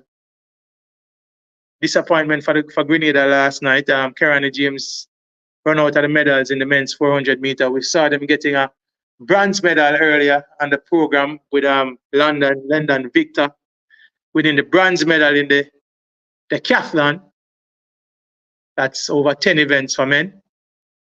Victor seeing here if he can mine some more medals for the small Caribbean nation. So he is up to throw next. Yardy Flo is saying Benerick looking like he's ready. Saw him in the warm-up area, Yardy Flo. And for those who weren't aware, Benerick was drawn in lane 4 initially for the finals, larger protest, and was changed to, so big throw there by Peters. That looks like he's out to about 84 meters. Good start for Peters, registering a good mark. That looks like about 84. Yeah, about 84 point something right there. Yeah, man. So as I was saying, folks, Benerick was initially drawn in lane 4, 84.70 for Peters, and that puts him in the lead in the early goings. He was drawn in lane 4, protested, and as I said, the lane assignments for these 200 meters, for these not for these 200 meters, for these Olympics is quite questionable. The men are on track. Seeing the starting list here for the 200 meters. Lane assignments are up. The gentlemen are being introduced for the finals of the 200 meter. First man out is Charamba of Zambia. He qualified for the finals with 20.31. He was the slowest of all the finalists, and he runs from the inside lane. Joseph Fambole of Liberia. He runs from the outside lane, from lane 9. He qualified with a time of 20.12. I think the outside lane will do wonders for Joseph Fambole. Slow start, but he's one of the best finishers over this event. The other athlete from Zimbabwe is Makaru. So Zimbabwe having developing a nice sprint program, having 2 men in the 200-meter finals, and I'll add, as well as Jamaica has none. So he runs from lane 3. In lane 4 is a condo from the dam rep, quality sprinter. He goes over 400 meters sometimes too. Next up is the man Arian Knighton, who will run from lane 6. He won his heat. He won his semi-final in a time of 20.06 to make it through to the finals. Things hotting up here, people, in the 200 meter. Next up is the man from the US, Kenneth Benerick, who qualified for the final with a time of 20 seconds flat. And he will run from lane 8. Leslie Tibogo was the fastest of all qualifiers. He runs from lane 7. He qualified with being the only man to break the 20-second barrier in the semifinals. 19.96 was his qualifying time. And the man who will see himself as the star of the show comes out last, antics and all, leaping and bounding, screaming. The man, Noah Lyles, as he tries to go for a historic double. And Noah Lyles, and he will run from lane 5, ladies and gentlemen. So we have Charamba running from the inside lane. He runs out of lane 2. His countryman runs out of lane 3. In lane 4, we got a condo from the dam rep. Outside of him, we got Noah Lyles, the man who is going for the double, running out of lane 5. Aaron Knighton runs out of lane 6. Leslie Tibogo is in lane 7. Kenny Benerick, the other US athlete in the field, runs out of lane 8. And on the very outside is the man, Joseph Fambule from Liberia. The finals of the men's 200 meter. Things are about to get active. Things are about to get fast. But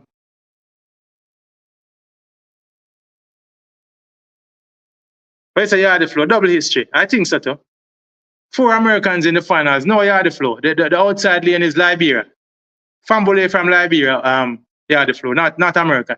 Liberia is closely tied to America, and they have a version of the American flag as a part of their national flag. So it looks very much like the American flag, but not for Americans. Tibogo, a picture of concentration. I think he does well here, people. I think he breaks up the Americans. But let's see, good. Gentlemen are on their marks. Set. And they're off. Clean break. Fast start for Lyles. Coming up on the side of 9. Benerick and Tibogo runs well. Benerick and Tibogo leads in the home stretch, but here comes Noah Lyles. Tibogo surges to the front. Tibogo out front. Tibogo lands goal for. Tibogo upsets the apple cart and wins gold for Botswana in a time of 19.45 for Leslie Tibogo. Noah Lyles has to settle for another bronze medal in the Olympic. Kenny Benerick got the silver. Tibogo mining goal for Botswana. Tibogo disappointing Lyles, and now I believe that Lyles won 100%. People, he ran a very good bend, but couldn't Tibogo patterning Lyles' action in the 100 meter by pulling off his bib and showing it to the camera. Lyles looked winded. I know I will believe that he is not 100%. People, he looks winded, possibly the effects of COVID. Panting and blowing, somewhat looking like he's suffering from some respiratory infections, indeed. But great race for Tibogo and a great time. Could have gone faster. Actually, Tibogo started celebrating long before the line. They came off the bend together with Kenny Benerick pursuing Tibogo. Tibogo surged ahead, looked for Lyles, realized he wasn't there, slowed up and started beating his chest. You get the feeling that if he had not celebrated before the line, possibly could have run a time closer to 19.3. Noah Lyles giving it its all. Able to secure a medal, but being run out of it. Aaron Knighton finished in 4th with a Congo getting 5th. So Leslie Tibogo, official winning time is 19.46. Gets goal for Botswana. All right, Preacher. Preacher demands his flowers, people. Let's visit the flower shop. Preacher, your flowers is there, sir. Yeah, man. Definitely, Stefan. Lyles look winded. Lyles look really winded, but great run from Tibogo. So Lyles obviously feeling the effects of COVID, as was reported earlier. One wonders how close that race would have been, or how much better that race would have been had Lyles been 100%. But Tibogo came off this bend looking quite good. Lyles shows down on 19. They came off the bend. Tibogo there ringing the bell, ringing the Olympic bell as a gold medalist. So let's see Tibogo of Botswana getting his first major senior title. We remember him from the World Juniors, winning the 100 meters, showboating, and then being run out of the top spot for the 200 meter. Came into the home stretch here. Picture of concentration, powering down the home stretch. Noah Lyles tried to make a move, but it wasn't his day today. He'll have to settle for another 200 meter Olympic bronze medal. National record for Tibogo 1946, Benerick 1962, Noah Lyles in somewhat he would consider pedestrian 1907. Not his best race. Obviously suffering from something here. So Lyles fails at his attempt at the double in the Olympic Games, and will have to settle for another Olympic title in his pet event, the 200 meters.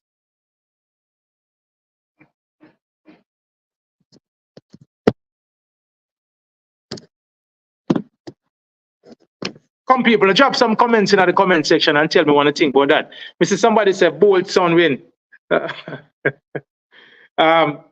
Yeah, man, and he does remind us of, because of his height and his long strides, it does remind us of Usain Bolt, somewhat. So good run for Tibogo, first major title. I think this will help to boost his confidence. There are some persons who think that he should, the flow. I think the top 3 was kind of evident. The US winning another 2 medals here again.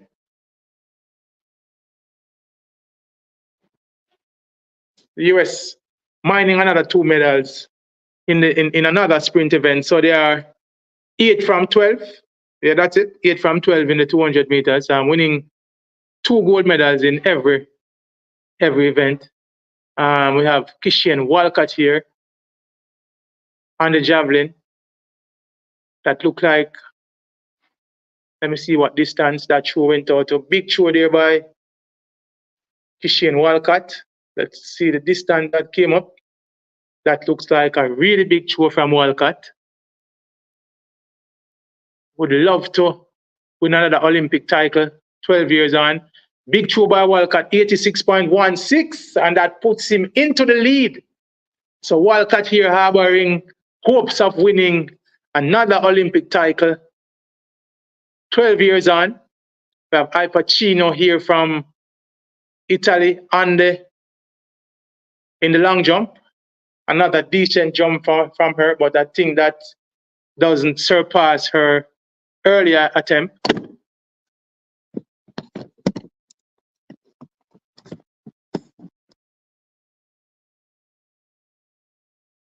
Um, 705. What Stefan? Help me, Stefan. It says 7.7. What are they? Stefan asked a question. What the question, Stefan? What's the question? 7.7? What's that question?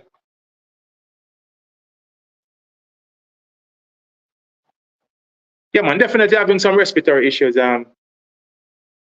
Is that the first gold medal for Botswana? I think, well, it's definitely the first at these Olympic Games. I'll have to check the history to see if this is the first. I don't think that's the first gold medal they're winning at the Olympics. But I could check. Let me check it. Let me check. But I think, I'm sure that it's the first gold medal at these Olympics for Botswana. Long jump competition continuing. Verify your question, Stefan. 7.7 what? Yeah, 7.7 and you type 7.05. Tell me what you're talking about. Let me know exactly what you're talking about. You say 7.7.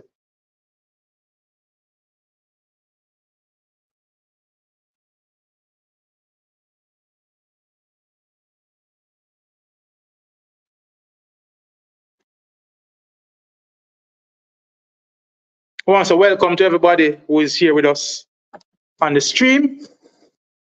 We ask of you to like the stream as you come in. And if you're here for the first time, we implore you to subscribe to the channel. Subscribe to the channel if you're here for the first time. We are I Am Sure Sports. My name is Pioneer. And we're here giving you coverage. We're here coverage of the 2020 Olympic Games.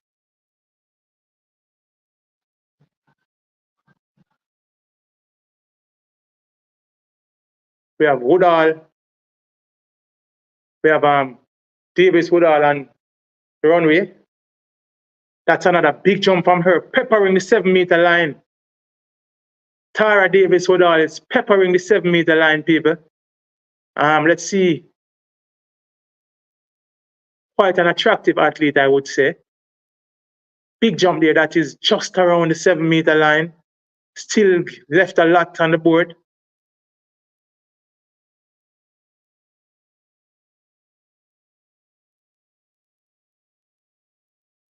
Let's see the distance for Davis Woodall.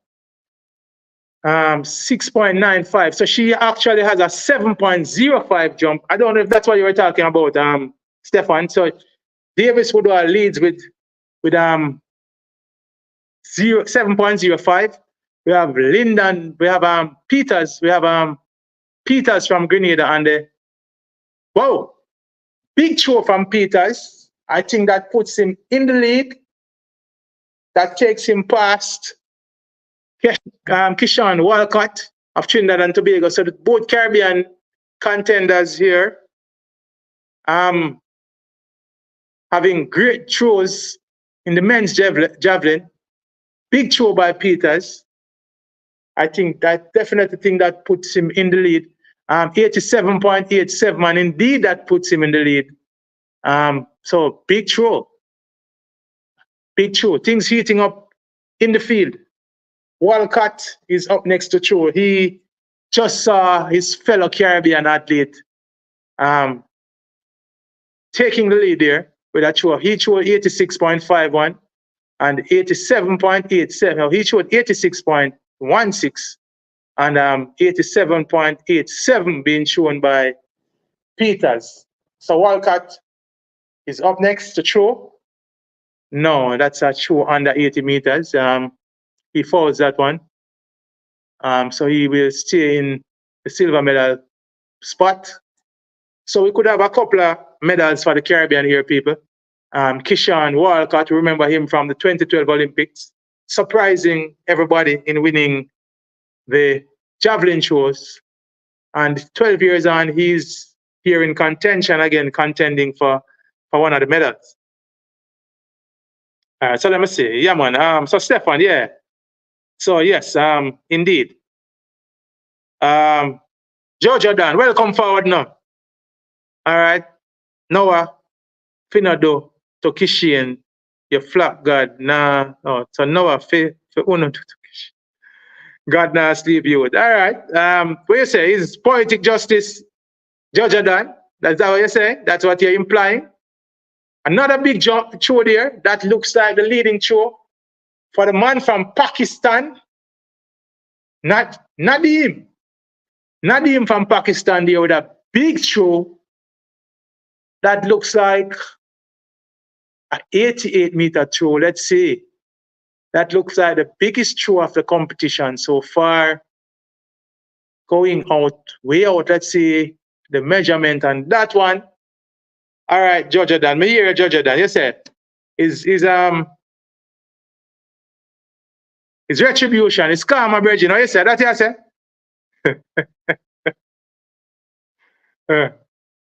Yeah, man. Some big throws in the javelin, man. 92.97. Whoa! So we have our first 90-meter throw after competition. That is a big throw from Nadeem from Pakistan. Things heating up here in the field, people. In the javelin, in the long jump for women, and the javelin for men. We have Weber from Germany taking a position here. He fouled on his first throw. Julian Weber, he'll be wanting to register mark here. He's up.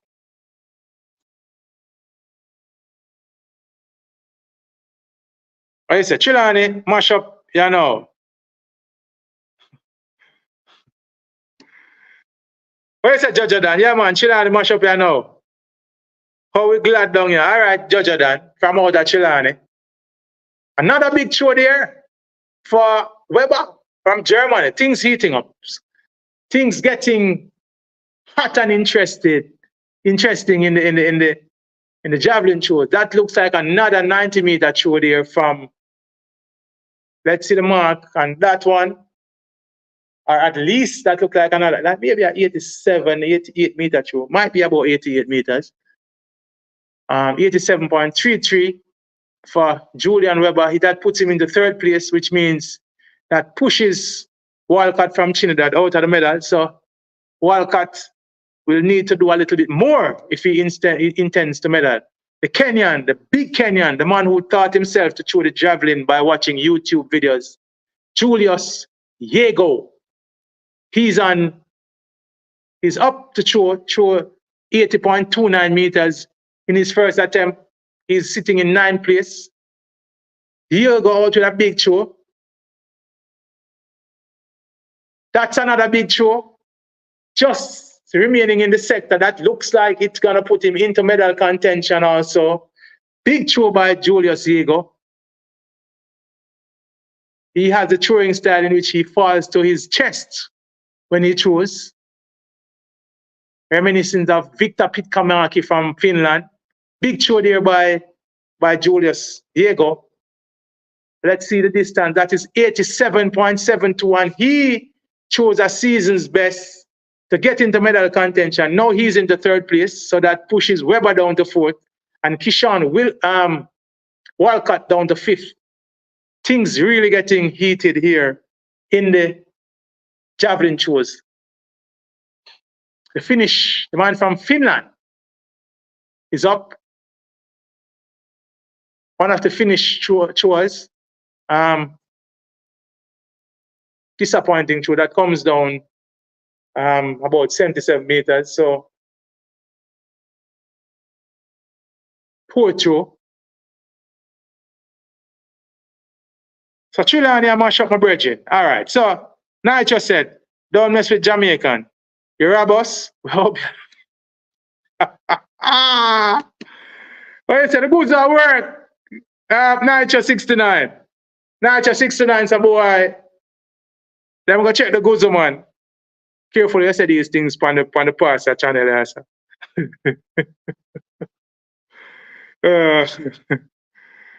Yeah, I did not watch them, man. All right, Judge Dan. Chilani, mash up. Man, them say no double for Lyles. Usain Bolt shall remain the only double Olympic champion right now. All right, Judge Dan. I hear you, my brother. For those who just coming in the stream, we ask you, just like the stream as you come in, people. And if you're here for the first time, subscribe. We're here giving you all the sights and sounds from, whoa, another big throw there from, who's that? Let me see which artist is that. The javelin throws are getting hot. really hot. That's not seeing the big body athlete there, but that one is out at about 89 meters. It's Indian. It's from India. He's from India. Let me get the name on the bib. Chopra from India. Chopra. Neeraj Chopra from India. That is 89.44 meters. So things are heating up. That puts him into the silver medal position. The man from Moldova is on the runway. He throws. Big, tall, strong athlete. Somewhat of a disappointing show. Just on the 80-meter line. That improves his first round effort, but that doesn't put him into medal contention. I think he was lying in 11th before that show. That probably keeps him in 11th. So just slightly over 80 meters for that show. But for the standard that we're seeing, standards are really high. Man, Adrian Mardir remains in 11th place with that show of 80 meters, 80.10 meters. Helenda, one of the other shows from Finland, Oliver Helender. He's up. He had a first round show of 81.24. He's in 8th place. He's up to throw. India versus Pakistan at the Javelin, Dwight Spence. Interesting, Dwight? India versus Pakistan in Javelin of all things. Big throw by the man, Helenda. That is about 83 meters throw. That I don't think that improves his position. So India versus Pakistan. Yes, Stefan, right? India versus Pakistan in men's javelin. Yes, them money I throw the cricket ball. I saw them learn to throw the javelin. Yeah, the flow. You say no, yeah, the flow. It's a sport. We win some, we lose some. Jamaica, time will come again.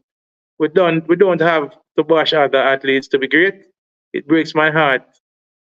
Handsome people insult Noah. I agree with you. Yeah, the flow. We have to give it up to Noah. I think he's doing track and field. I think he's being a great servant of the sport. I think he's doing a marvelous job marketing the sport. I'm sure it will be disappointing for him not being able to get a fair chance. I know he can't consider not being healthy as not having a fair chance of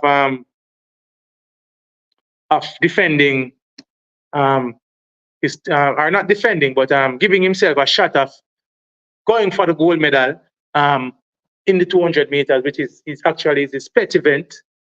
But he wins another bronze medal. He will back. Sickness, health is something that we can't overlook. If he wasn't healthy, and obviously based on his reactions and the way he laid on the track after the event, blowing profusely, it suggests that he definitely is suffering from some respiratory infection. So we sympathize with him. At least I sympathize with him. I would have loved to see what the showdown would have been like if had he been healthy. Tibogo looks in great shape. I think if he had been pushed, he could very well have gone deep into 19.3 territory. Wasn't to be. He didn't feel much competition. Backed off with about 5 to 6 meters to go. Started probably about 10 meters. Started beating his chest and ended up with a time of 19.46, which is indeed itself a quality time. I think this makes him possibly the 1, 2, 3, 4, probably the 5th fastest man in history. So it'll be Usain Bolt, Johan Blake, Noah Lyles, Michael Johnson, and I think, don't quote me on that, I think that would make Tibogo the 5th or 6th fastest man in history over 200 meters, 19.46. No slouch of a time. Very, very impressive running from Tibogo. You get the feeling that he had more in the tank. If he was pushed, we could have possibly seen a much faster time. All the pundits got it wrong.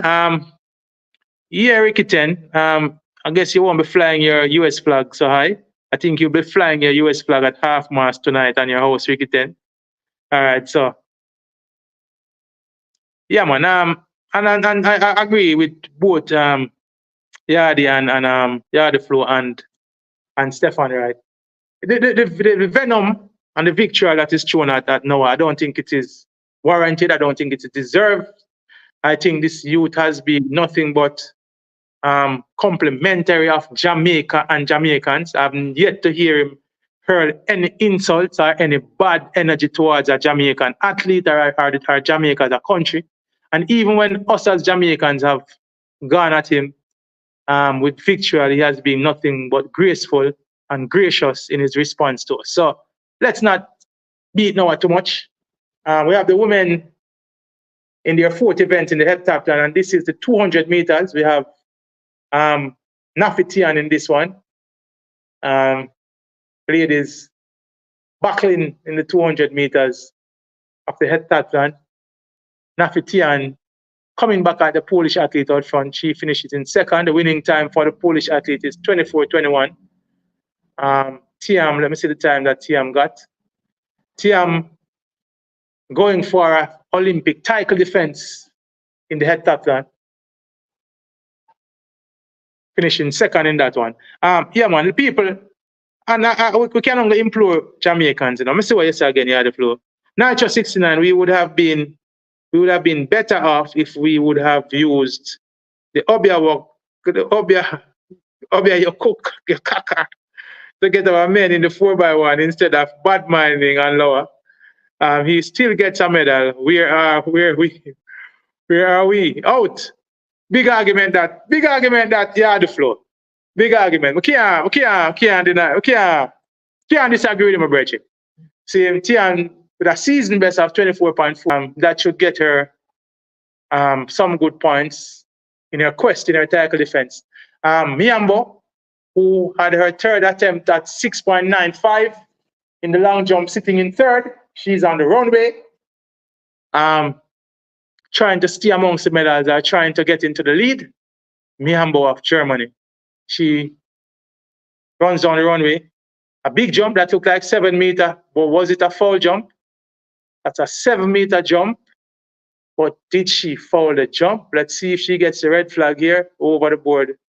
That's over the board by some distance also. But that was a big jump by Miambo. Her best effort was her third one effort, 6.95, and that has her in third place. But yeah, the flow, I can't disagree with you. See, I can't disagree with you, my brethren. Let's embrace Noah, man. Noah has embraced Jamaica and he has embraced us. Let us embrace the youth. All right, for those who never want him to win the double, all right, him not win the double. Him nudge Kishi and him edge Kishi in the finals. Jasmine Muir is in second, and she's going for her fourth attempt in the long jump. Big jump, but that won't improve her. I think that's probably about 6 meters, 7 or 6'8". Probably about 6'79", 6'81", thereabout for that one. I don't think that improves her placing. She sits in second behind Tara Davis Woodall. Interesting jumping style again from Moore. Let's see the measurement of that one. 6'75". That doesn't improve her standings. She still sits in second. All right. So as a join us, welcome to the stream, Denville Hines. Congrats to Tiboga, the man says. NL Noah is a competitor. He deserves all his dues and awards. We must take these things. I think you want to say we must not take these things personal. The sport need, like the night stuff, Noah Lyles, attracting eyeballs, enough respect. I agree with you, Denville Hines. I will rubber stamp your comment, my brethren. Another big jump there from Davis Woodall. She's in form. She's definitely, that one is definitely over the 7-meter line again. Let's see so that looks like an improvement on her 7:05. Good on the board. That looks like about 7:12 or 7:10. Great jumping from Tara Davis Hall.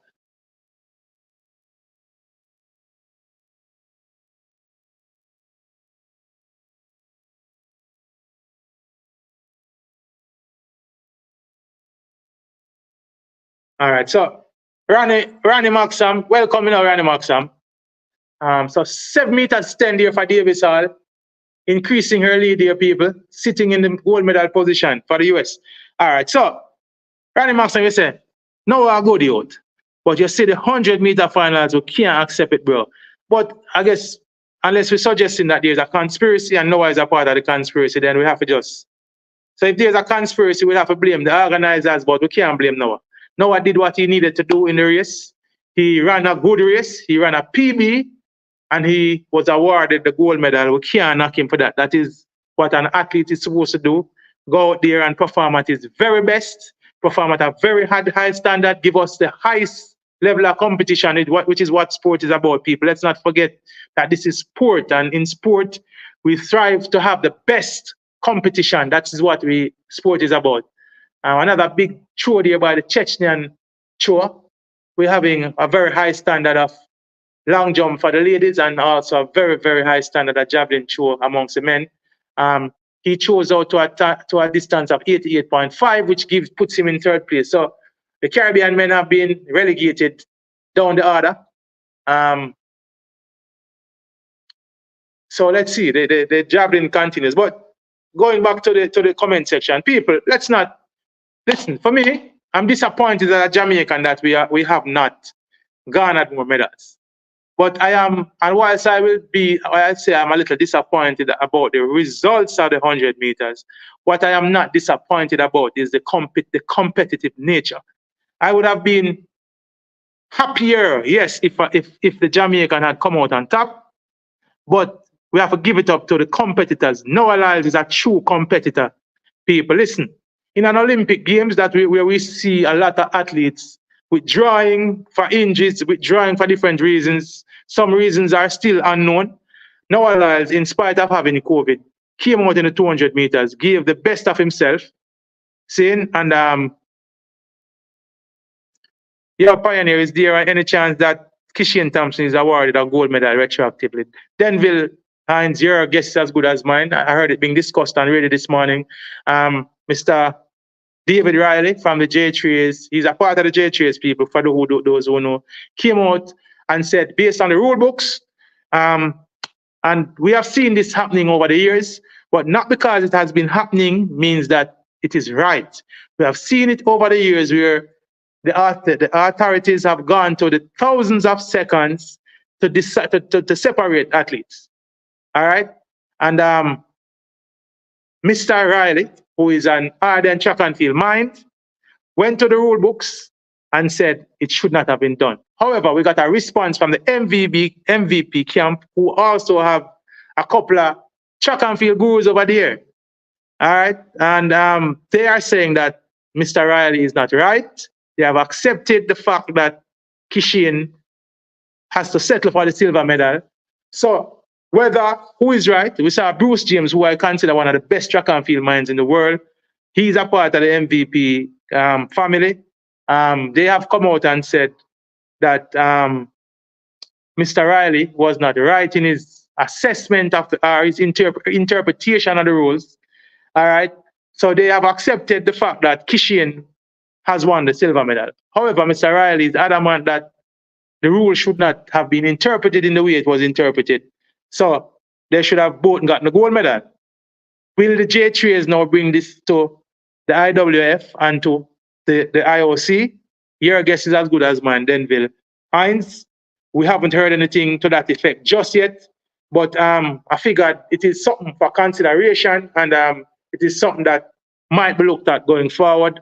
I'm sure that if that was going to be done, it would have to be done before the Olympic Games are over. And will it be heard by the IWF and the IOC is another question. And could we have it happen?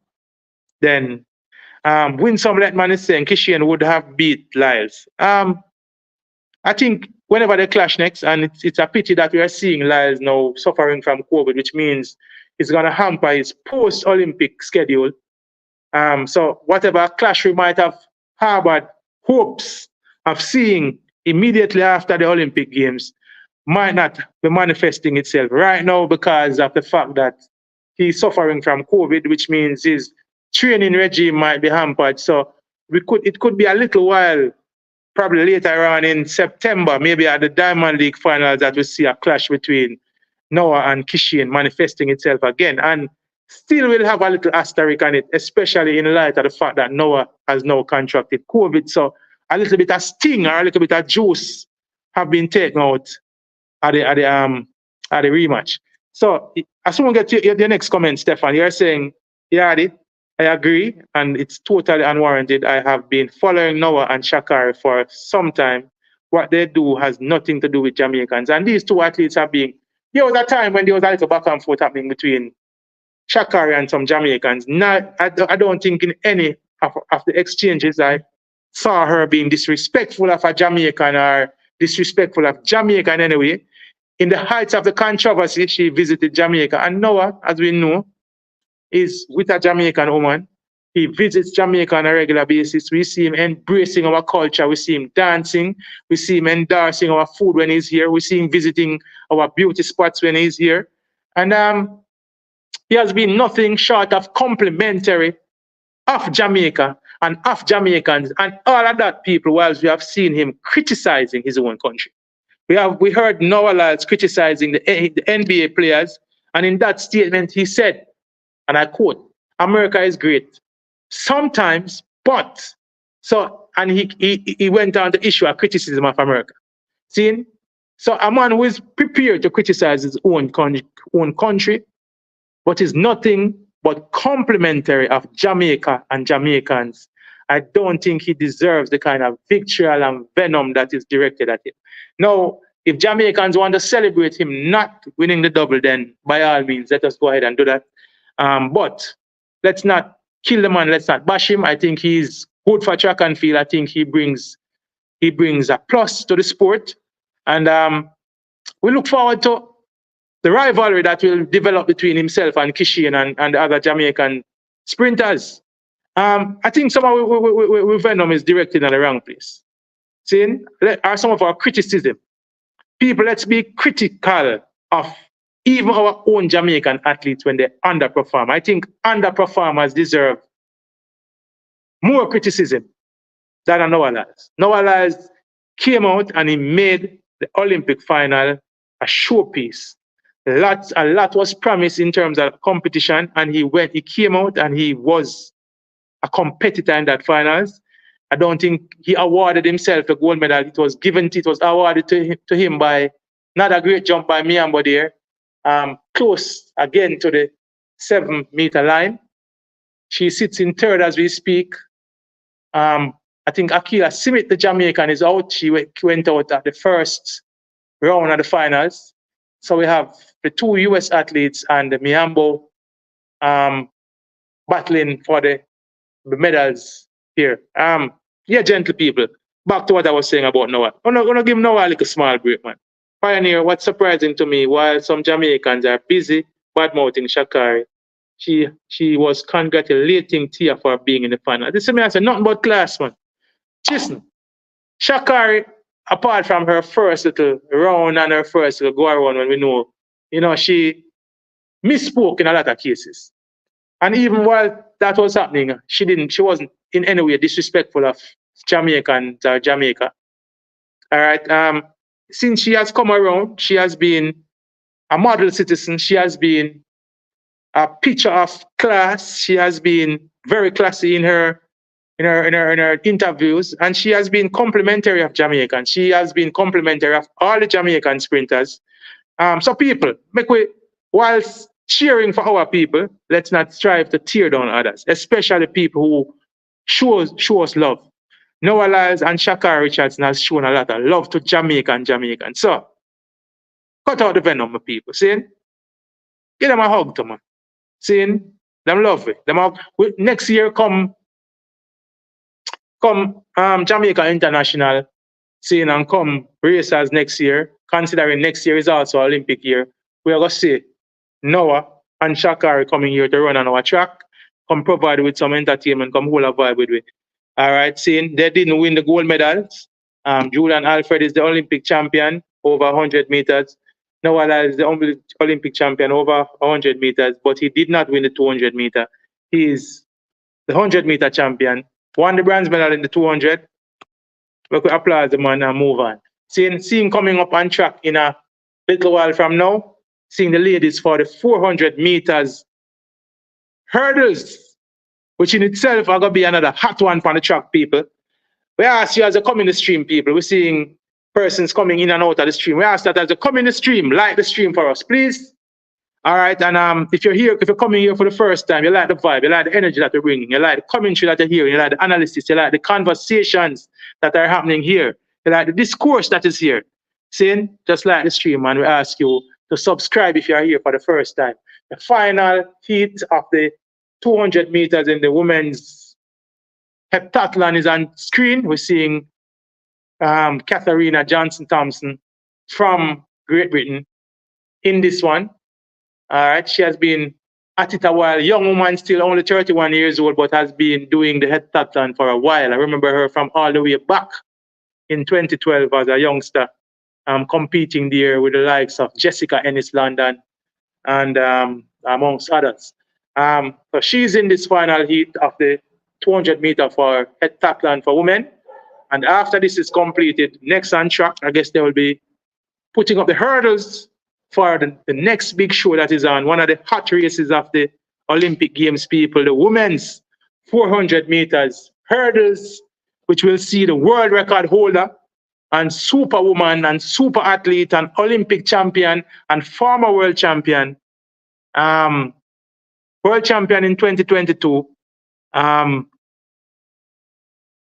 Sydney McLaughlin-Lavrone, and she'll be up against another superwoman.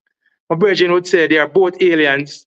Femke Bol from the Netherlands. She's the current testing the finals of these 400 meter hurdles. So after the completion of the 200 meter heptathlon for women, then the officials will be putting out the hurdles for the 400 hurdles for women. Drop some predictions. Me say Femke Bol, I want to say. Ricky Ten. Mr. Femke Bol will break American hearts. What you say, Ricky Ten? Katrina Johnson-Thompson coming off the curve in front in this one, powering down the home stretch. And she'll take this one. Let me see the time. Running for a good time. Excellent time, 43.45 for Katrina Johnson-Thompson. She has run faster, but good time for her. That should give her good points towards her. Where's Stefan Wright? Sydney? All right. Stefan Wright. Yeah, the floor. So Stefan Wright, I live in Europe, and I have been addressed as to why Jamaicans are so illiterate. I think that's the word you're trying, and unfriendly because of what they see going on online. Not a good look. I think that's a problem that we have. The flow. I think we go too hard over the internet, Virgin. It's like we do, as some people say, we do the most over the internet. We act as if, things and people on the internet, we take things really personal. Sometimes some of the venom that is spewed on the internet. That is why I don't do social media, people. I don't do Facebook. I don't do Instagram. I don't do Twitter. My only social media presence is via WhatsApp, because all of that cursing and tracing and victual is not my style. Stefan Wright, the fact is they don't believe they get respect as track athletes from the fellow Americans, and that's what they are fighting for. Yeah, man, that's true. Not only American, yeah, them fighting for a space for track and field in America. And if track and field gets a bigger presence in America, people, it means it will only go well for Jamaican track and field exponents. People who do track and field in Jamaica will only be bigger if Noah Lyles and Shakari Richards gets bigger. The next Olympic Games, people, are in Los Angeles, right there. So we're striving to get a great Jamaican team there. So if Noah Lyles and Shakari are seen as two big athletes in America, which means there will be a great amount of attention on the Olympics. We see, I think the profile of the athletics or of track and field has been raised in the world because of the presence of Noah Lyles and Shakari Richards. I don't think nobody can deny that. All right. Denville Hines says, showing Noah love, respect doesn't mean disloyalty to Jamaica, guys. Let's display good sportsmanship, be critical, yet respectful. Couldn't say no better myself, Denville Hines. See, Stefan Ryder, yes, sir. Sydney. All right. Further afield, France beat Great Britain in, yeah, man, we know about that. We said it earlier. All right. We are waiting to see how the US game will go, to see how that showdown will go. So Jennifer says, Jennifer, welcome to the stream. Jennifer says, Sydney first, Femke second. All right. Disagree with you. Femke may I go with Jennifer. Femke for my money. And Randy Maxam, with the athlete LeBron equaling the world record as close as the 100 finals. I'm not sure what you mean, some Randy Maxam. Let me read it again and see if I can clarify what you're trying to say. You said, with the athlete LeBron equaling the world record as close as the 100. Oh. So you said the race, we are end up with another bang up finish. That would be exciting, Bridget. As a matter of fact, that would be a deserving outcome for this race. But me just have a feeling say Femke have an extra gear come down the home stretch. Sydney is a super athlete, people. Would not be surprised in any way if she wins this. Me just try if you kind of go against the grain here. I love Femke Ball. It's my girl. My girl in a track and field. I love Femke Ball. I have a love for that athlete. I would say Sydney is in better form right now based on what I've seen. And the fact that Femke has run had an extra run at these Olympic Games in the mixed relays might weigh a little bit on her. But with all of that said, I still love it. I'm still go with that. Femke for my money, people. Ricky 10, you know another stream. Ricky 10. What you say, Ricky 10? Let me see American flag now, Bridget. Let me see American flag. Ball will be very close at her at the end. And Randy Maxam. If ball is in striking distance if ball is within striking distance, approaching Hergelton, trouble it. I think if Sydney want to win this shot, we'll break her down the home stretch and run her from Femke. But if Femke within striking distance, we're in for a show. We're in for a really good show. All right, action still continues in the long jump. We have Broom from Nigeria. She's currently lying in 5th. So I think the leaders have been separated from the rest. The leaders are now on their final jumps. Broom from Nigeria still in 5th. Obviously, Akila Simit didn't make it through to the final set of jumps. The placements will come up later on, so she's out of the medals. Ipacino from Italy sits in 4th place with her best jump off. Let me see, she's on the runway now, trying to get herself into the medal, onto the podium. Big jump by her again. That's another jump that looks like it's just outside of the bronze medal position. Let's see the measurement on that.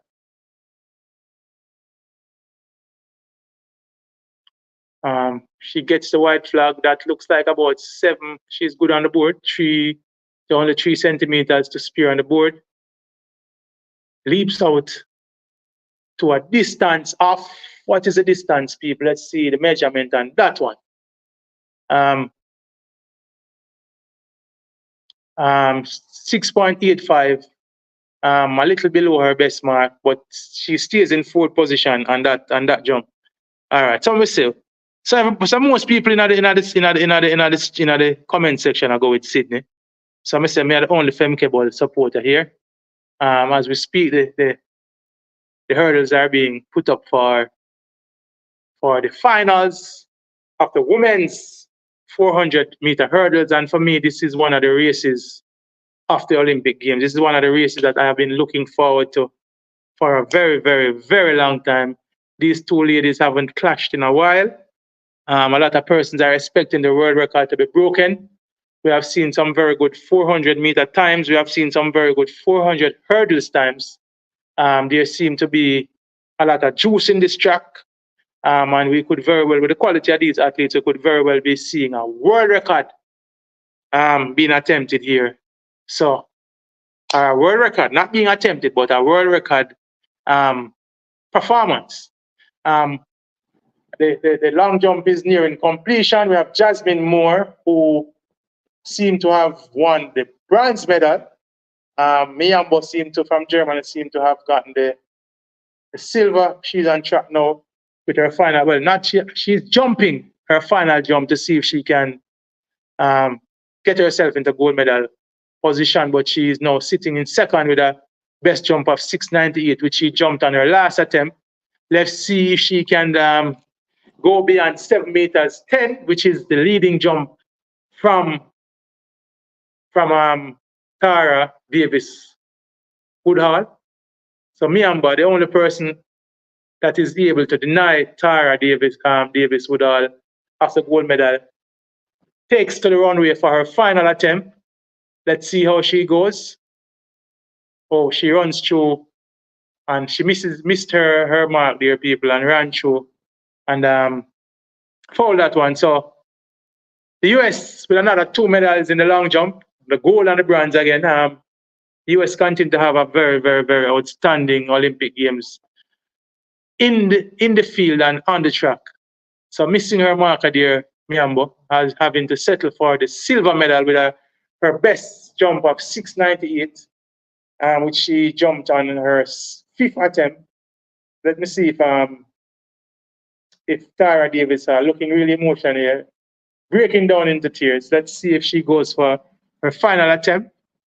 I suspect she might just foul this one just as a matter of academic interest. And let's see if she throws it all out there and goes for another big jump. Tara Davis Hall goes for her final jump, knowing that she already has the gold medal secured in the bag, people. She claps and seeks support from the crowd, and she's about to take the runway. Great standard of high jumping. A lot of jumpers nearing the 7 meters mark. Tara Davis Woodhall, the only lady to have broken the sand above 7 meters. She goes for a big jump. That's about a 6-meter jump. And she falls back in the sand in celebration, celebrating her gold medal in the long jump competition. Her teammates and her supporters cheer her along. We see her embracing her coach and her team. That looks like her boyfriend there, her coach, I don't know, but she goes into a big embrace with her team, celebrating the gold medal. So Tara Davis Woodhall is the gold medal winner in the women's long jump. The US having a wonderful Olympics here, people. Whilst we are here in Jamaica, are sitting in the fields of depression, I would say. The US are riding high. They are stacking up the medals. Even in the events that they have not been able to win gold, for example, the 200 meter for men, they have managed to get 2 medals. The same thing obtained for the women's 100 meters. And they are doing well in the field and on the track. So, yeah, man, very, very good long jump too, Stefan, right? I would agree. Very, very, very, very good long jump. So, next on track. Ladies and gentlemen, we have a couple of big ones left, and this is one of the big ones. On track is the 400 meter hurdles for women. Our very own Rochelle Clayton runs out of lane 8, and Cheyenne Salmon runs out of lane 1. Still can't understand why is it that Clayton beat Cockrell in the semifinals. However, Cockrell has a better lane draw. Another Jamaican is drawn in lane 8, people. I don't know why. I don't know if Jamaica went into a raffle before the Olympics, and it was decided that lane 8 was going to be our favored lane. I don't know why another Jamaican would be drawn in lane 8. I am protesting before the finals is run, people. may I launch a protest before the finals of the 400-meter hurdles. I can't see, and this is why I said the Jamaican officials must be joking around here. Why is it that you would allow Rochelle Clayton to be drawn in lane 8? She have a weaker athlete on her outside, which means she can't take a markup. But yet still people like Crockett will be gauging, because there are going to be 3 different races here. There's going to be a race for the gold and silver. There's going to be a race for the bronze medal that I think will include Rochelle Clayton and Anna Crockett from the US. All right. And then there's going to be the rest of the pack that is going to be trying to find themselves into the best position. The US athletes have been given favored lanes. All right. Cockrell was second. Cockrell was second in the heat to Clayton. However, she has gotten the favored lane 7. Why isn't the other way around? Why is not Rochelle Clayton in 7? The favored lane people are lane 5, 6, and 7. Those are the lanes that are given to the semi-final winners. I am asking, why is it that Anna Cockrell was given lane 7 while Rochelle Clayton will be on her outside? So she's now able to take a marker from Rochelle Clayton. Somebody, and why is it that our Jamaican officials are there and seem to not be protesting these things? America has 3 in the finals, by the way. There's Jasmine Jones, who is going to be in lane 9 on the outside. So we have Cheyenne Salmon, our Jamaican number 2, who will be running from the inside lane. Tough lane draw for her there. Let me give you the exact lane assignments. Cheyenne Salmon runs out of lane 2. This baffles me, people, and I can't understand how come our Jamaican officials sit in Paris and allow these things to happen. So Jones is in lane 9 from the US. Clayton from Jamaica is in lane 8. Crockrell is in lane 7. Femke Ball runs out of lane 6. Again, the Americans are getting the favored Americans get the inside lane. Sydney McLaughlin runs 5. Maravel from France gets 4, another preferred lane. Sutherland from Canada gets lane 3, and Salmon, our Jamaican, get lane 3. These lane draws are highly suspicious. I suspect the French people and the US athletes have totally fabricated the way this, and I'm going out on a limb, people. I'm saying that. All right, I can't understand why our athletes, our officials sit there in France and allow these things to happen. But all of that being said, people, it's showtime. Showtime. The big one is on screen. One of the races at the Olympic Games. For me, the ladies are on their marks, and I'll be giving you a commentary on the 400-meter hurdles for women. They're on their marks. Set. They're off. Let's see who makes the early running here. Sydney McLaughlin gets to the first hurdle first. So Sydney McLaughlin running head-on-head with Femke Ball. Sydney McLaughlin slightly in front based on the stagger. Coming at the 200-meter mark is Sydney McLaughlin. Sydney comes up on the shoulders of Femke Ball. They're approaching the home stretch. Sydney comes into the home stretch leading. It's Sydney McLaughlin from Femke Ball. Rochelle Clayton has work to do. Sydney striding away down the home stretch. She's uncontested, people. It's Sydney McLaughlin. Cockrell running her way into a silver medal position here. Sydney McLaughlin, Femke Ball is done. The US might sweep this one here. So Sydney McLaughlin from Cockrell. Femke Ball holds on for this bronze medal. And Sydney McLaughlin in a world record time of 20.37. The world record is shot. People, the world goes Sydney McLaughlin in a time of 50.37 wins the Olympic title. Femke Ball faded down the home stretch, was run out of it by Anna Cockrell. Rochelle Clayton got 5th in this one. Disappointed for Rochelle Clayton. The times were really fast, people. It was a really fast race. Let me see the times as it come. Cockrell ran a stout race. Passed. Wow, super run from Sydney McLaughlin. She's uncontested, people. She's uncontested. Sydney McLaughlin. So the US gets another one to at the Olympic Games. And I will protest people. These lane draws are made to favor US athletes. These lane draws are set to favor the US athletes. I kid you not. Sydney came in the home stretch, uncontested, powered away, no competition. Femke Ball got to hurdle 9 in the bronze medal position, but Cockrell got to her at hurdle 10, passed her. Femke, obviously with nothing left, held on for the bronze medal. Jones from the US got 4th, and Rochelle Clayton got 5th. Sydney McLaughlin shows she has no equal over 400-meter hurdles, 50.37 to further improve her world record. Disappointment continues from a Jamaican standpoint. Clayton unable to medal. Sydney McLaughlin being given a crown. 50.37 over hurdles, people. Let that sink in. 50.37 over the hurdles. She's been given a crown and a US flag. Anna Cockrell, I'm not yet to see her time coming up.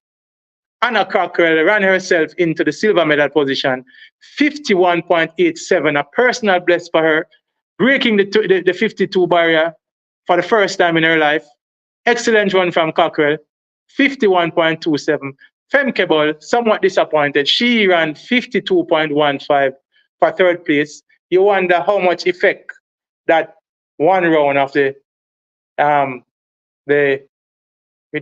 mixed relays might have had on her. Here is Anderson Peters in the javelin. He sits in 4th place. Big throw by Peters. That goes out close to the 90-meter mark. That looks like it's just on the bronze medal line. That looks like it's just a little shy of the bronze medal line right there. But again, another disappointment for Jamaica. We were all looking forward to a medal, a prospective medal for Rochelle Clayton. It wasn't to be today. Great running from Anna Cockrell. I still question the legitimacy of these lane draws, people. Where you say Gunners, boss? You just a reach, Virgin. Jennifer, you were right, Jennifer. Yeah, man, I think Sydney now has to go. Chris Wynn, I think Sydney now has to go to the flat 4. She has nothing else to prove over hurdles. She was smooth up the backstretch. Smooth. She started making her move at the 200-meter mark. She attacked Femke Ball. Femke obviously started feeling the pressure at that time. Coming into the home stretch, Sydney was all alone. Chris Wynn, I agree with you 1,000%. If she stays at the 4 hurdles, then there is no challenge. What else could she want to achieve at 4 hurdles? You are now double Olympic champion. You are a world record holder. You were world champion. You are double world champion. Now it's time to move on. Let's go conquer something else, Sydney McLaughlin. Gunners, boss, where you going? You just reach at the party, brother. Why, what a liquor drink off in my brethren? You're late. You have to go pick up the crate. Yeah, Ricky 10. The subscriptions are kill the US basketball team. They? Oh, but who you said? The subscriptions, what you mean? Who are by 16? The Serbians. You mean the Serbians? So you say Serbia give it to US? Or by 16? What you say? What you say, Ricky 10? Give me an update. Ricky 10, give me an update now. Give me an update, Ricky 10. Give me an update. There's a joke on him and him clan and give it to you now. What? Tell me what time we're there in the game, Ricky 10, please. Give me an update as to what time we are in the game. I did tell you, yeah man. World record wasn't always on the card. Whoever won that race, Ronnie Maxam it was gonna be in a world record time, trust me. The world record was bound to go in that race. There was no way that world record was gonna stand, not with that quality field up there. But still, again, we are complaining, and I'm saying our Jamaican officials are in London, in Paris, sorry, they are wasting time. There's no way that Rochelle Clayton should have been drawn in lane 8. There's no way that Rochelle Clayton beat Anna Cockrell in a heat. So, if anything, Rochelle should have been on the inside lane, and Cockrell should have been on the outside lane. Them set it up perfect. Sydney was inside of Femke, and Cockrell was inside of Rochelle. That means that there's no way. As I said to you, there was two different races that was going to be happening, people. Rochelle and Cockrell was going to be racing for the bronze, all right? And Sydney and Femke was going to be racing for the gold. Things didn't pan out that way. Obviously, the favored draw, lane draw, benefited Cockrell far more than how it even benefited Femke. So Femke had to deal with the heat of Sydney on her inside. Rochelle had to deal with the heat of Cockrell on her inside. And obviously the draw favored both Americans. See, where's the Ricky 10? 42-27. Second quarter, still early goings. We could see. Let's see how this works out. But I can't understand why the Jamaican officials are in Paris and nobody seems to be picking this up and complaining about it. It should not have been allowed to happen. Rochelle Clayton was the winner of her heat, of her semifinals, since she should have gotten the favored lane. The three favored lanes in the 200 or the 400 meter people are 5, 6, and 7. You cannot have somebody who won their semifinals in lane 8. Jamaicans have been, it happened to Nikisha Price, people, and see it again, it's happening, it happened again here to Rochelle Clayton. I can't understand for the life of me why we're not hearing something, why we're not hearing some protests being launched or something opposition being put to this by our Jamaican officials. I think I had picked Rochelle Clayton for broke the 52-meter mark and run a national record and get a medal. I think she has that in her, obviously, because of the lane draw. I think that affected her significantly, and as a result, she only got 5th place in this race. And congratulations to the winners and the medalists, but I can't understand why we don't hear something. We can't hear something why our Jamaican athletes have consistently been put in lane 8. It's almost like Jamaican pull us something. It's like we went to a raffle and we pull lane 8 as our favored lane, and we keep on seeing our athletes in lane 8. In these curve races, people, lane 8 is not a good lane. Not in the 400, not in the 4 hurdles, not even in the 200 meters. Someone understand what I'm going. What you say, Ricky 10? The Joker give it to them wicked? Give me some updates, Ricky 10, because I'm unable to watch a basketball on my stream, all right? On my feed, Ricky 10, I can't watch a basketball. So give me some updates. What you say, the Joker give it to some people? That's the answer. Hey, if America lose this, brother. Trouble?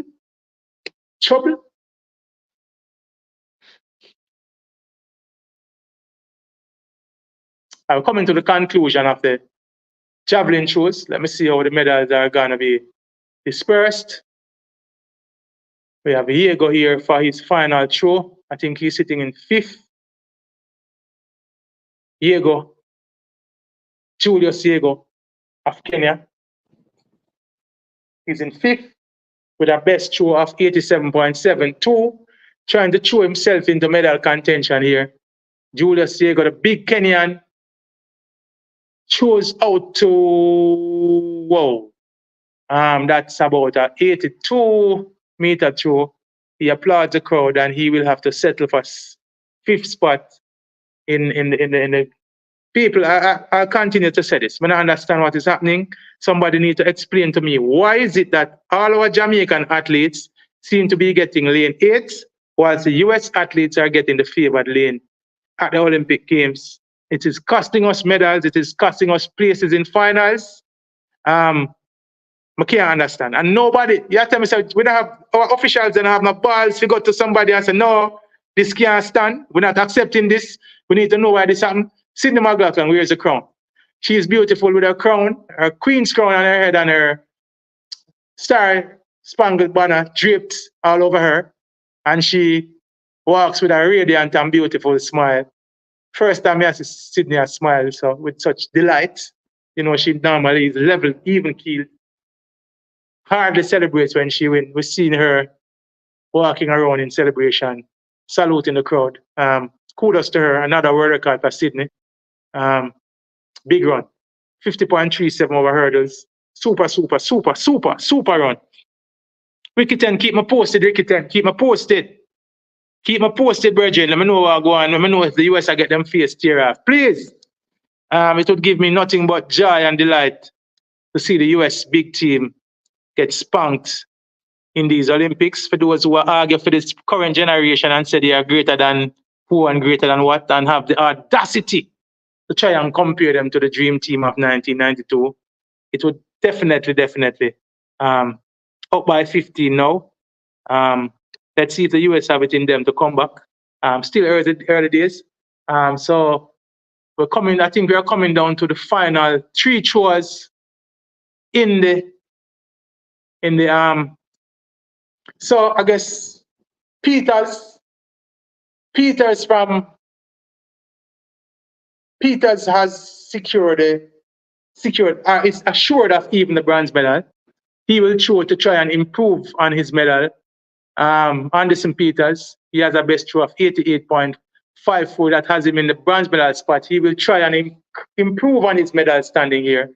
Goes up, sends the javelin out into the night skies, and it comes down at about 82 meters. And that means he has finished in the bronze medal position. And as the gentlemen were saying earlier in the stream, the javelin at the Olympic Games have come down to a showdown between India and Pakistan. You wonder if this is 2020 cricket here, people. Is this 2020 cricket at the Olympics? No, it's not 2020 cricket. It's a showdown in the javelin between an Indian and a Pakistani. And they will be throwing for the silver and gold medal here.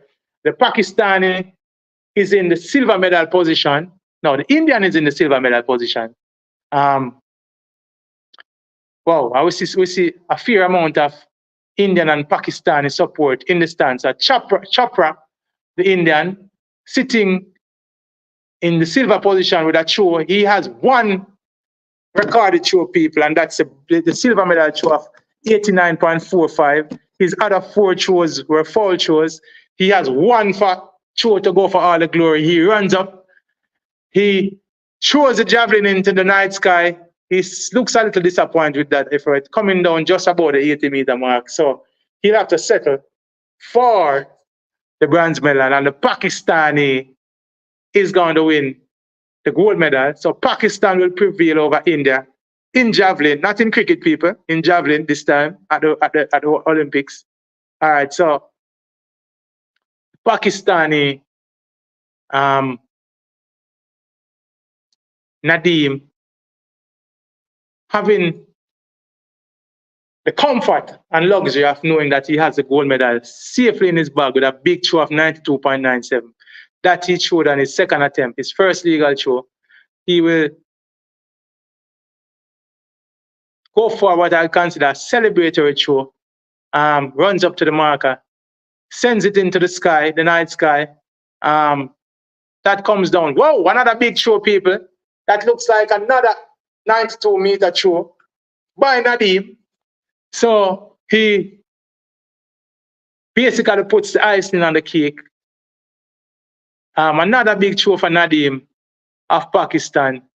Already having the gold medal secured, throws out to the 92-meter mark, which let me see if this one surpasses his previous 92-meter throw. But Pakistan has a gold medal at the Olympics, people, and they get this in the javelin throws for men. Nadeem is the gold medal. He falls to the surface in tears of joy. Nadeem of Pakistan. Let us get a measurement on that last throw. Peters secures a second bronze medal. So that was a 91.79 meter throw on his last throw. His winning mark is actually an Olympic record. So 92.97, another Olympic record here being broken. We saw one last night in the discus by our own Jamaican Stoner.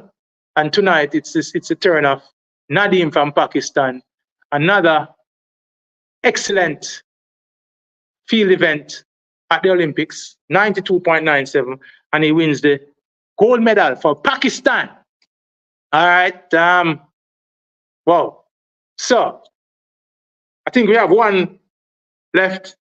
All right. So 2 minutes 51 in. Where's Ricky 10?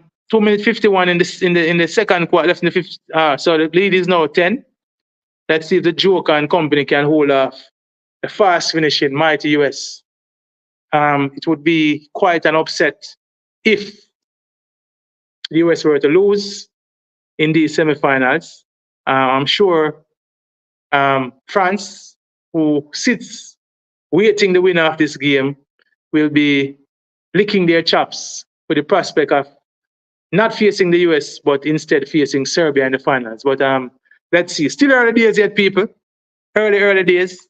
47-37 with 2:51. Things could change around. There's a whole another half of basketball to be played.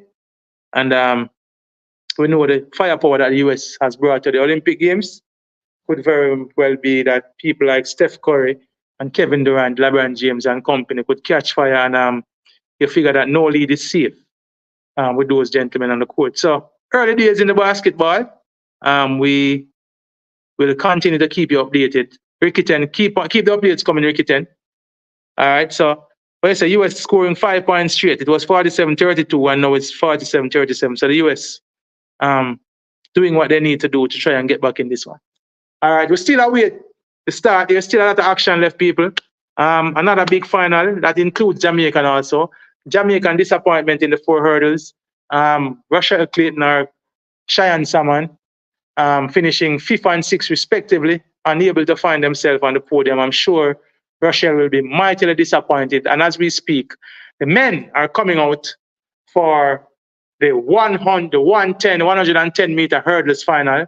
We got 3 Jamaicans in this. We got 3 US athletes. This one is going to be a showdown. Grant Holloway starts favorite, but anything can happen, people. Anticipation, great anticipation here. The 110 meter hurdle final. Orlando Bennett steps out, looking like a confident man, coming out on track with a Jamaican swagger that looks like he means business. All right, we also have one athlete here from Spain and one from Japan, Enrique Lopez from Spain, and he will run out of lane number 4. We have the US number 2, Daniel Roberts. He qualified with a time of 13:10, and he will run out of lane number, as the US fans chant, "Go Team USA." God, we're looking at a picture of concentration right now. The man, the favorite, the overwhelming favorite, the 2-time world champion, Grant Holloway, steps onto the track. He was the fastest in the semifinals with a time of 12.98. Hansa Parchment will run out of lane 2. He qualified with a season best at 13.19, and he is the reigning Olympic champion, people. What I say? Also, Javelin.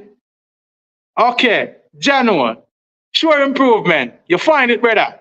You find it, sure improvement. I never ever think about that. So, Javelin, Pakistan, India, West Indies, Grenada. Bad. All right, so I want to say, all right, you know what I'm calling it?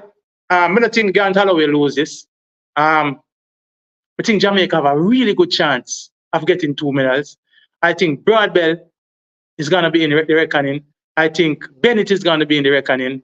And I think Daniel Roberts is the man who will try and break up the Jamaicans for the silver and the bronze. So, now go out for the living of people. We need something, man. Come on, Jamaica. We need something. Jamaica, we need something, Jamaica. We need 2 medals here. Come on, Jamaica. I say Holloway from Broadbell, from Orlando Bennett. And Pachi is Pachi. He's the Olympic champion. We dare not count him out. But Daniel Roberts will be dangerous, people. Final event on the program today, and that's the finals of the men's 110 meter hurdles. The gentlemen are getting into their blocks. We hope from a Jamaican standpoint here that we'll have some good fortune, people. We pray from a Jamaican standpoint. It has not been a fortuitous Olympic Games for Jamaica. We still sit on 5 medals. The men are on their marks. Set. They're off. A clean break. Good start for Holloway is out front. It's the two Americans. It's Holloway and Roberts out front. Here comes Broadbell. It's Holloway, Roberts, Broadbell. Broadbell is running into the silver medal position. It's a toss up at the line. Holloway wins in a time of 13 flat. It's a bang up finish for the silver and bronze medal between Roberts and Broadbell. So we have definitely gotten another medal. So it's Broadbell and Roberts at the line. Broadbell seemed to have gotten the silver medal. He might have picked Roberts on the line here, people. So Holloway, the overwhelming favorite, obliging, crowning himself Olympic champion. We see Broadbell congratulating Holloway. Broadbell will be delighted to be on the podium. We are happy for the young man. Hans Parchment was run out of it. He got his traditional poor start and was able to recover. Broadbell and Roberts wait to see who are the silver and bronze medalists. But it's clear, people. I think they have awarded the. Let me see how the award and the medals have gone. I almost feel like they're gonna give the American the silver again. You know, we haven't found favor. Jamaicans have not gotten a break. Let me see what we get here, people. Let's see what is awarded to Broadbell here. The results are still not on screen. We see him celebrating, but we're still not seeing the medal that has been awarded. But the clear winner, far and away, the man who was out of class and out of form this season. We saw him tying up and losing the gold medal last time to Hans Parchment. But this time he left very little to be decided. He ran away with it from the gun to the tape, people. In a somewhat slow time by his standard, 12.99. We have seen him running much faster this season. So Grant Holloway is your Olympic champion. The Americans continue to have a wonderful Olympic Games. Still waiting on the silver medal has been awarded to Daniel Roberts. The US will get all the breaks here. In a similar time, again another tying times, people. So we end up with another situation where an American and a Jamaican is tied on times, and the American gets the award. This is getting to be a little bit too much. Let's look at this race again. And I would give Broadbell the advantage because he was the man who was running on, which means the momentum would take him forward. My initial look, I thought Broadbell got it. Broadbell should have gotten the silver medal. Robbery again, people. For who? All who said? Everybody who said Kishian was robbed? No, Broadbell was robbed. Broadbell got that silver medal. The obvious winner of that silver medal was Broadbell, people. But it has been awarded to Daniel Roberts in a similar time of 13.09. Come on, with the Jamaican officials them then. Now we need somebody to start protests. We can't allow this to happen again. Broadbell has been robbed of a silver medal, people. I said that. Season best for Broadbell, 13.09. Similar time awarded to Daniel Roberts. He gets a silver medal. The US are 1 and 2. Broadbell is in bronze medal. Parchment and Orlando Bennett finished at the back of the pack. Bennett was 7th in 13.34, and Parchment finishing 8th in a time of 13.39. But not liking these results, people. Not liking these results. I'm not liking these results. The obvious and clear winner was Grant Holloway. He left very little to be decided there. From gun to tape, he was out front. Roberts was in second place. Broadbell was finishing strongly. Broadbell caught him at hurdle 10, people. Broadbell is normally the fastest finisher, and I think he dipped at the line. Roberts made a dive forward and has been awarded the silver medal. Another photo finish, not going the Jamaicans' way, and nobody can tell me that that is not Broadbell who took that silver medal. But again, people, now the conspiracy theories can come. Yeah, the floor. Did you see that? Yeah, the floor. Yeah, the floor. Yeah, the floor. Stefan Wright, and a Parchment, a Broadbell. Not Parchment, Stefan. Broadbell was second for me. The US and France have conspired. The US and France have conspired to. This is a big. And you see now, me tell you what happened now, people. It is results like this that will now bring the 100-meter finals results into focus. It is this now that will bring the results of the 100 meters to look a kind of way. By the way, Jamaica has just won a 6 medal, people. Great medal for Broadbell, but I think the young man should have been awarded with the silver medal.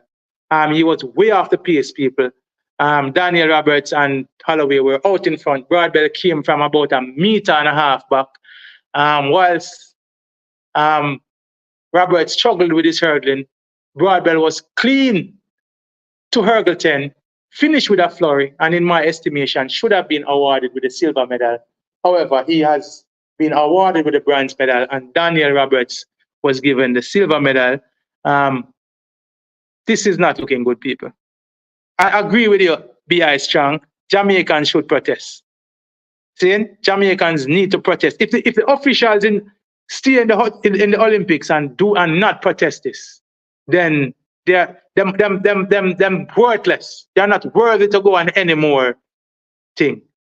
Every time Jamaica ties to the US, they give the American this chance. On site right there. And people, I call the race for Noah Lyles, the 100 meter. I was right here and I am Sure Sports, and I call the race for Noah Lyles, and I am calling this one for Broadbell. Broadbell, similar to how Noah Lyles was the man finishing fastest. And I think in a race like this, the decision would normally go to the man who is finishing fast. They are showing an overhead shot at the race, people, and this will give us a clearer view. He caught Roberts at hurdle 10. He started surging in front. Broadbell is now. Broadbell was clearly the silver medal winner, people. This is robbery of the high side. Broadbell was robbed. Broadbell was robbed, people. I said that unequivocally. Broadbell was robbed of his silver medal. He was clear and away the winner of the silver medal, and he has been awarded the bronze medal. The US, this is a grand French-US conspiracy. We need to know who are the persons in these rooms making these decisions as to the photo finish. We need to know what are the nationalities of the people in the photo finish room. See, we need to know. This is how you know the 5 minutes of music before the 100 meter was applied to break the rookie. Because 5 minutes of music before the start of the 100 meter has never been done at the Olympics. Bolano, was that music? B.I. Strong, we were told that it was somebody who run out, you know. That is why it was, you know. We never know some music that was being played. Really and truly. This is the first time I hear that, you know, B.I. Strong. Seeing? No, man. I don't think we should accept this. We should not accept this. This is robbery at the high side of people. All right. That was the final race on the program. We are gonna go for another 11 minutes. About approximately 11 minutes, and then we'll close out the stream. For those who are on the stream, we ask of you, drop a like on the video. If you're here for the first time, we ask that you subscribe. If you like the vibe we bring, if you like the energy that you're getting from the channel, we ask that you subscribe to the channel. We are going to be here with you for the rest of the Olympics. But I want you to stay here with me for a minute. I want your opinions on that race. And I'm sure that for those who are watching it, please, I want you to give me an honest opinion. I think that Broadbell was second. I think that Broadbell was robbed. All right. I think, and as I said, people, I think that Noah won the 100 meters. I call the 100 meters for Noah in real time, in a similar way that I'm calling this race for Broadbell in real time. He was the man with the fastest finish. His torso, to me, got to the line before Daniel Roberts. Daniel Roberts, in a desperate bid to outdip Broadbell, dove, but at that time, I think Broadbell was already at the line. Nobody can tell me what my eyes sip on the TV, people. I think Broadbell was robbed.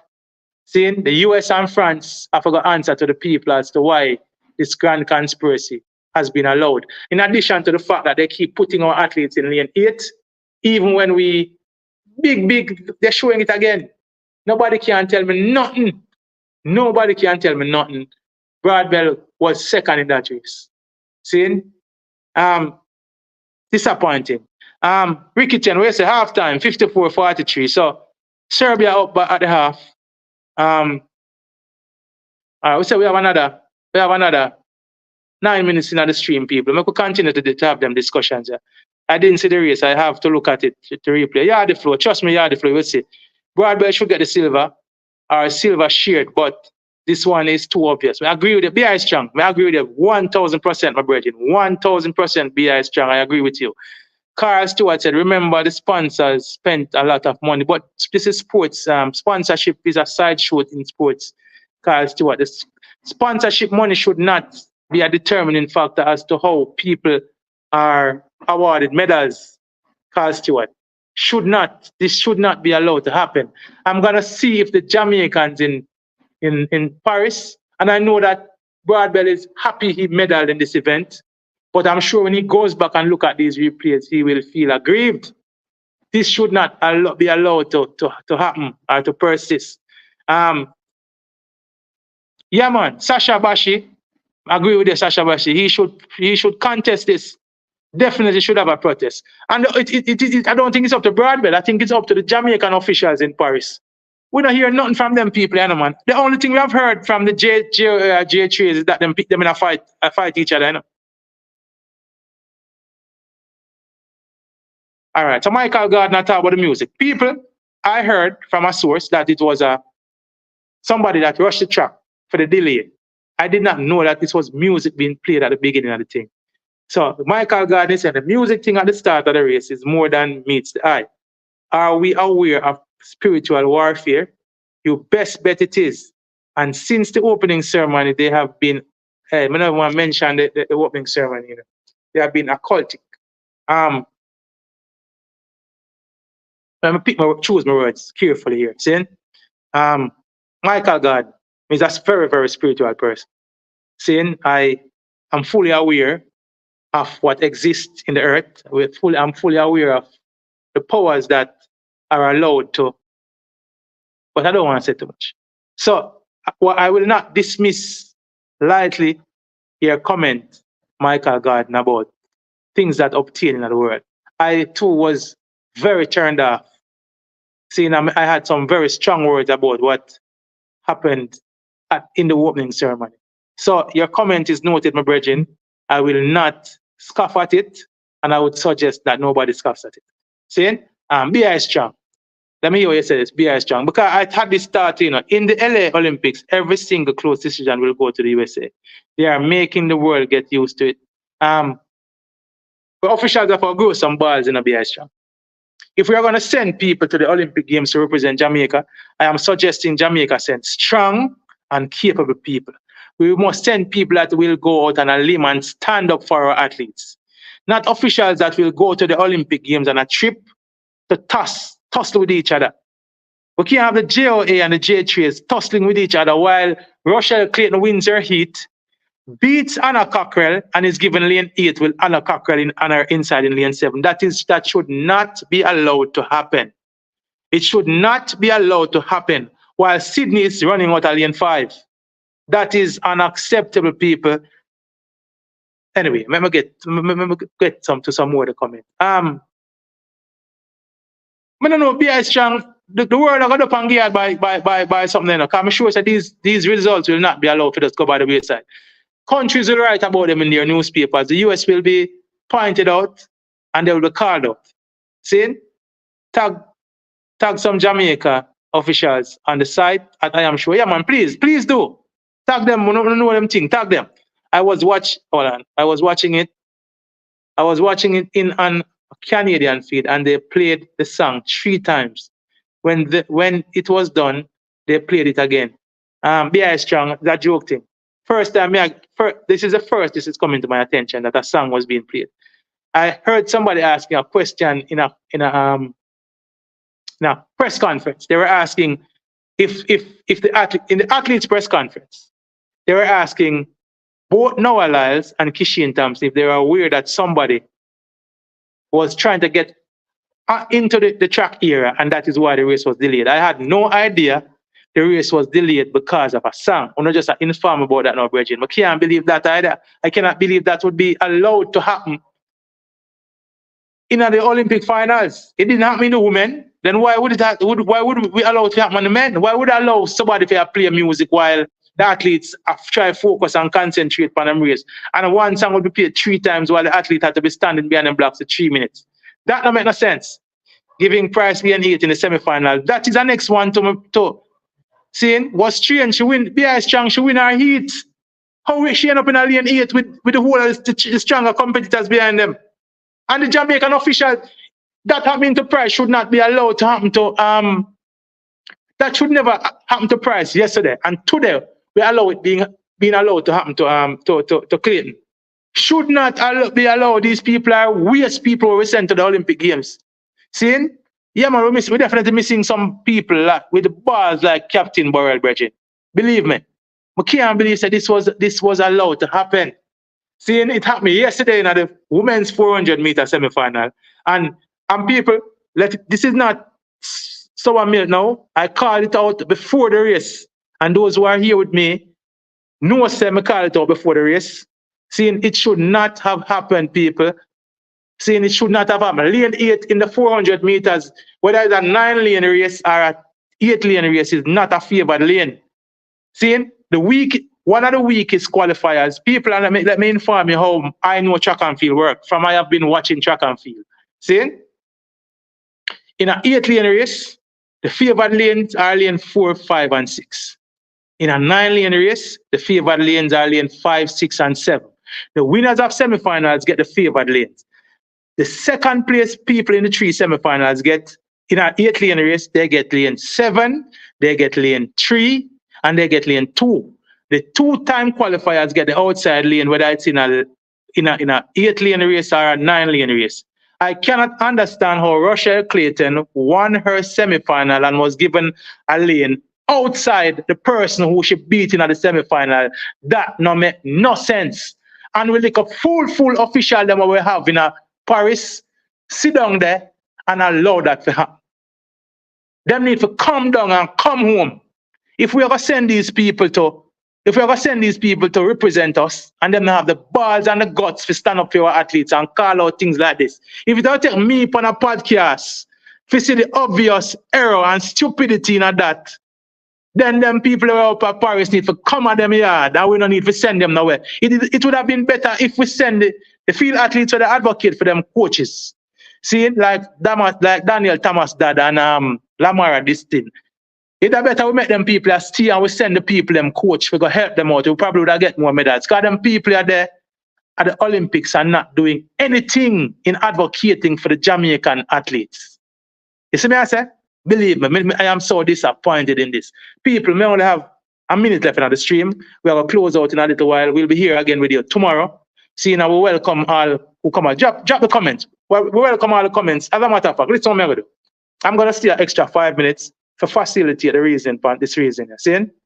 I'm going to give you an extra 5 minutes so we can continue to have this conversation. And drop in the comments. And for those who are in the stream, if you're coming here for the first time, I ask that you subscribe to the channel. If you are here and you have not liked the stream, I ask you to like the stream while you're here. Please, just help run up the algorithm. If you like the vibe that we bring, if you like the conversations that we're having, we just ask you for a like. We ask you for a subscription if you're new here, and feel free to join us whenever. People, I don't know. I'm going to listen from now until tomorrow morning. We haven't heard it in the mainstream media.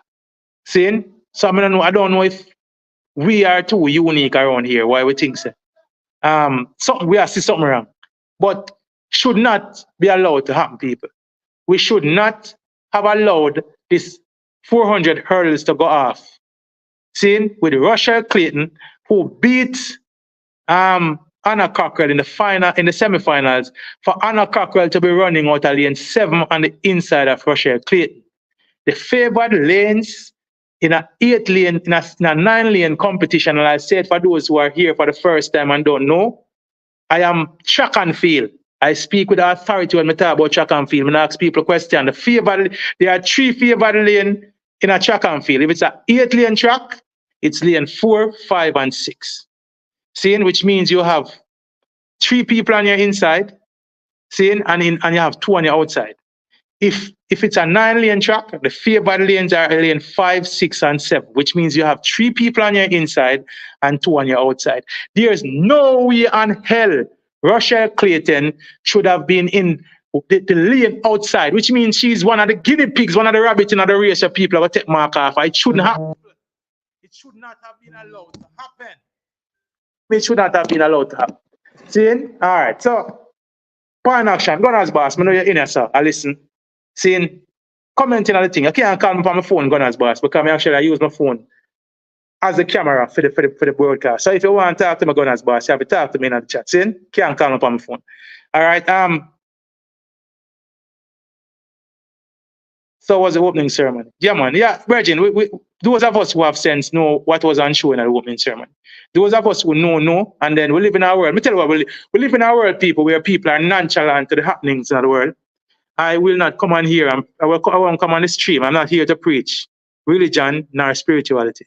But those of us who have sense. Those of us who know the world and know what's happening in the world and what is going on in the world now, have sense and know what is happening in the world and have a clear outlook and understanding of what is being driven right now.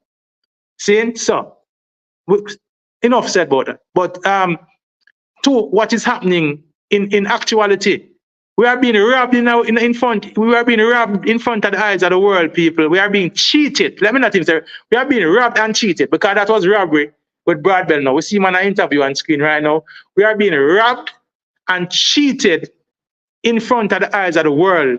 This is a big conspiracy, I call it, between, since the Olympics is in France, and the France and the US have close ties, we are being robbed in front of the eyes of the world. Pioneer, do you realize that Lyles got lane 5 in the 200, and him come second in heat? Him come second in heat and get lane 5, Virgin. Why do you think Kenny Benerick complain? Kenny Benerick, who won his heat, complain, but him realize it, and hear what them do. Them push him on the outside lane, but Kenny Benerick realized it, because them never give up the chief favored lane, it would have been more to his advantage to have gotten, seeing, you're bigger than using the phone. No, man, it's because of the laptop. The laptop I use, Bridget, have a issue. So I was forced to use my phone for the thing. I have a laptop I use, but we have the broadcast pan, but I have to use my phone for the camera. So Gunners boss, me call you when I come out of the stream in the next minute and a half, seeing? But Kenny Benerick, people, got lane 4. Seeing? And as me say, lane 4 in the 200 meters in a 9-lane race is not a favored lane. But it is even a better lane for me than lane 8. But Kenny Benerick figured that he would, over the 200 meters, I never wanted tight lane, so he protested and he was given the wider lane upon the draw. And as a result, you saw what happened. He got the silver medal. Seeing?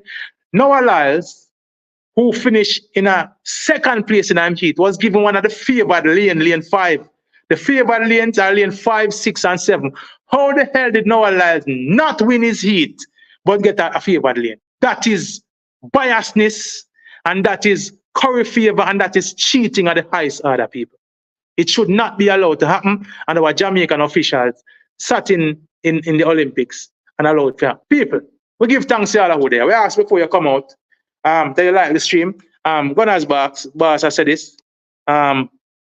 TXT Track Time has been pointing out the lane stealing for a few days ago, and her live at Pioneer, Kishian didn't lose to Noah. Noah didn't win. I never get back into that, but obviously this thing is getting upsetting, brethren. People, we give thanks to those of us who are here. We'll be back here tomorrow, and we're going to raise these issues. We'll be back here tomorrow raising some more of these issues. So obviously there are some whole heap of curry favor, whole heap of cheating are going on at the Olympics.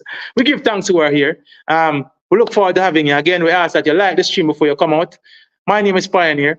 This is I Am Sure Sports. Pardon my aggression, people. I'm a little bit upset with what is happening. Saying bless up to everybody who joined us in the screen. Bless up to looking forward to having you guys here again with us soon.